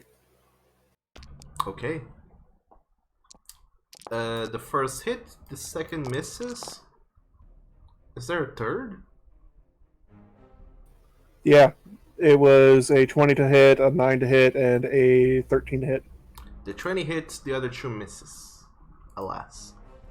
Where does the third beam come from? 3 beams at 11th level. Okay, never mind. Yeah. 2, So it's only 2. yeah, 2 at 5th level, 3 at 11th, and 4 at 17th. Sorry, I'm playing 2 characters that have Eldritch Blast, and it's a little confusing at times. It's okay. So that's your action. Anyway, anything so- else?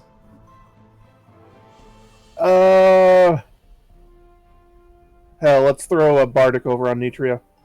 Okay, Nitria, you're bardically Kick her inspired ass. with a d6.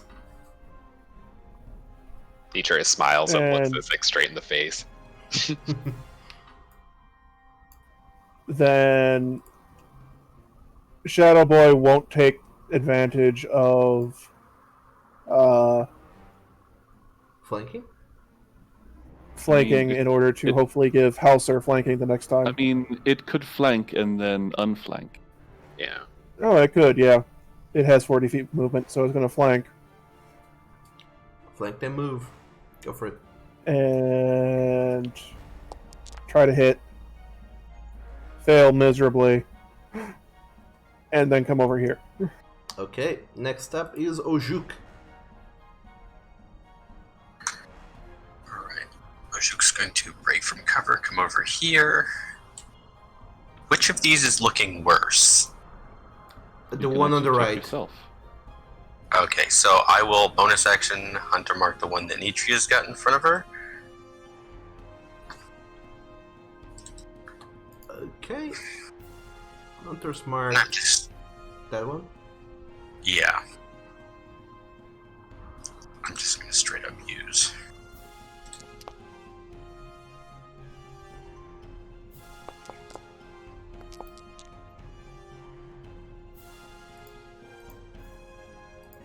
Okay. First attack hits.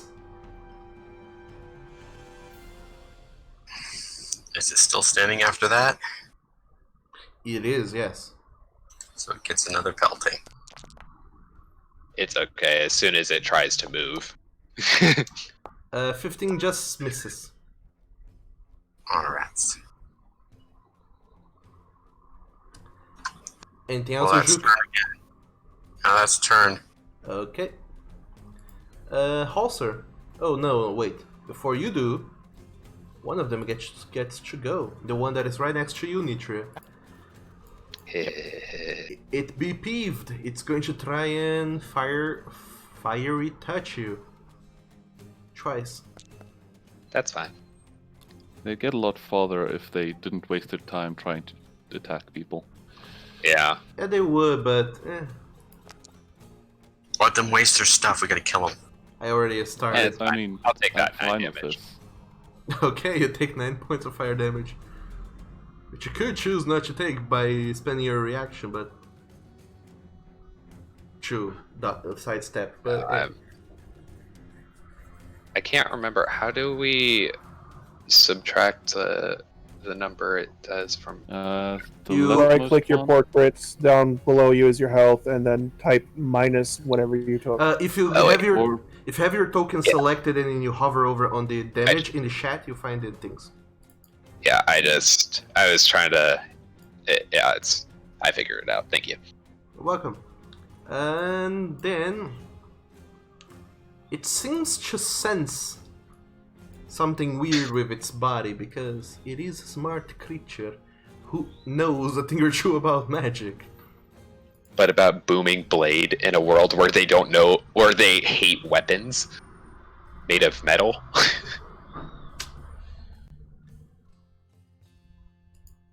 Interesting thought. Does it know? It does not know. It will try to move. I mean, you can booming stick, technically. And it explodes. Okay, let's see, it's 2d8. I think it rolled the damage once. It was different. No, it didn't. It rolled the damage because she's 5th level. It gets damage on hit and then bigger damage when they move. Ah. So that's 11. 11 points of damage, but the creature is still up and nearly escaping. I'll fix that. Okay. That's it for that guy's turn. Next up is Halser. I still have 2 acid flasks. Oh, I have a Mitria. magic missile. Mitria, did you not want to attack it while it was trying to get away? Oh, yeah, I can do that. That is a very good point. So yeah, I will Miss. Not hit it. an attack. Can I use the inspiration on a Sure. Yeah, it's I a think you D6. Okay. Cool. What? Where's the D6? There it is.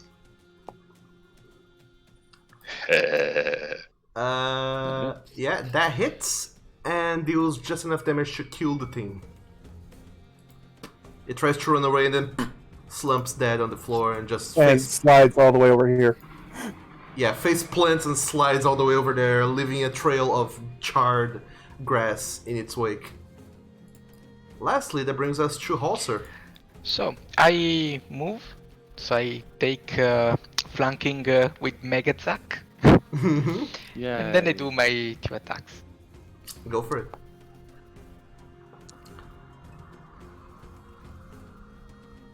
Oh boy. Both of them hit. 27 and 18. Yeah. You turn another fire dryad into mush. Yeah, could be a hobby of us. You pretty much just raise your axe and lower it on the creature, then raise it and lower it again, and then you just keep at it, chopping, until it drops, and by golly does it drop. Eventually when you stop chopping, it's a pulpy mess of blood and entrails, and both you and Zach are covered in red giblets. It sizzles upon touch. So they do have internal organs. Interesting. The depressing image of Halser is going to move over here so it stops negatively affecting my party members. And then, as all of you finish up this combat with these creatures that appeared, all of you look around to notice that whoever they were, apparently they were sent by the court to, after sensing some sort of disturbance going on around it, and then quiet and silence finally returns to this pond, from whereupon you see once again by the edge of the water. Let me just delete these tokens to make map a little bit more Well, pretty. I wanted to know if any of them were still clinging to life or if they were all dead. They were all dead. Oh dear. We didn't bother keeping them alive. I initially wanted to, but you guys killed 2 of them before I could even hit one, so I just kind of went with it at that point. No pressures. Hey, we didn't know how strong they were. We wanted to live. At which point, after everything coming back into silence, you look around to make sure that you're okay, and once you notice that despite several wounds on a whole lot of you, mostly everyone is okay, and then you look at the back at the edge of the pond once again to see if the reflection of the dryad is still upon there. And before you guys even get to the pond, you see two hands grasping the side, and emerging from the pond, you see now the visage of the dryad standing up, getting out of the water, still dripping somewhat from the water from the lake itself. But as she stands up, she just looks around to all of you. Thank you. I thought this was it.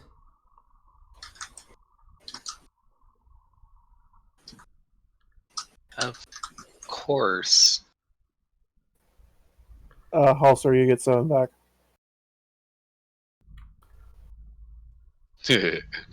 But now, quickly, before they sense our conversation and your intrusion. Let's go.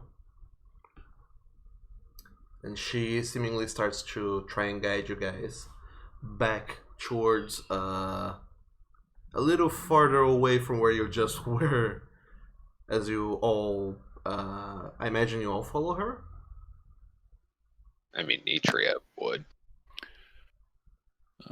And I guess we follow Nietzsche. Yeah, it's best not to leave our friends to go alone with the strangers they've just met. Yep. So She's just met her twice. It's fine. The fact that there is a second time is a good sign. that is true. So I could take 20 berries, I guess, from the ones Ojuka is handling us. Nitria, I think Halser and Zach should probably. And Rav. Yeah, and Rav. Again, on top of that, you did heal 7 that I didn't see go up yet. Oh, So. okay. I didn't apply. I mean, how many does Rav want to take of the berries? Because there's 10 left. Well, there's 30 to go once he adds the 7 from the Yeah, healing. but Well- Halser decided to take 20 of them. in case, as you Well, guys, I proposed if you guys need them, let me know. as you guys Um, discuss berry distribution in chat, Oh, okay. all of you start to follow the dryad. Well, all of you start to follow Nitria, who in turn is followed the dryad further away from this lake and from the possible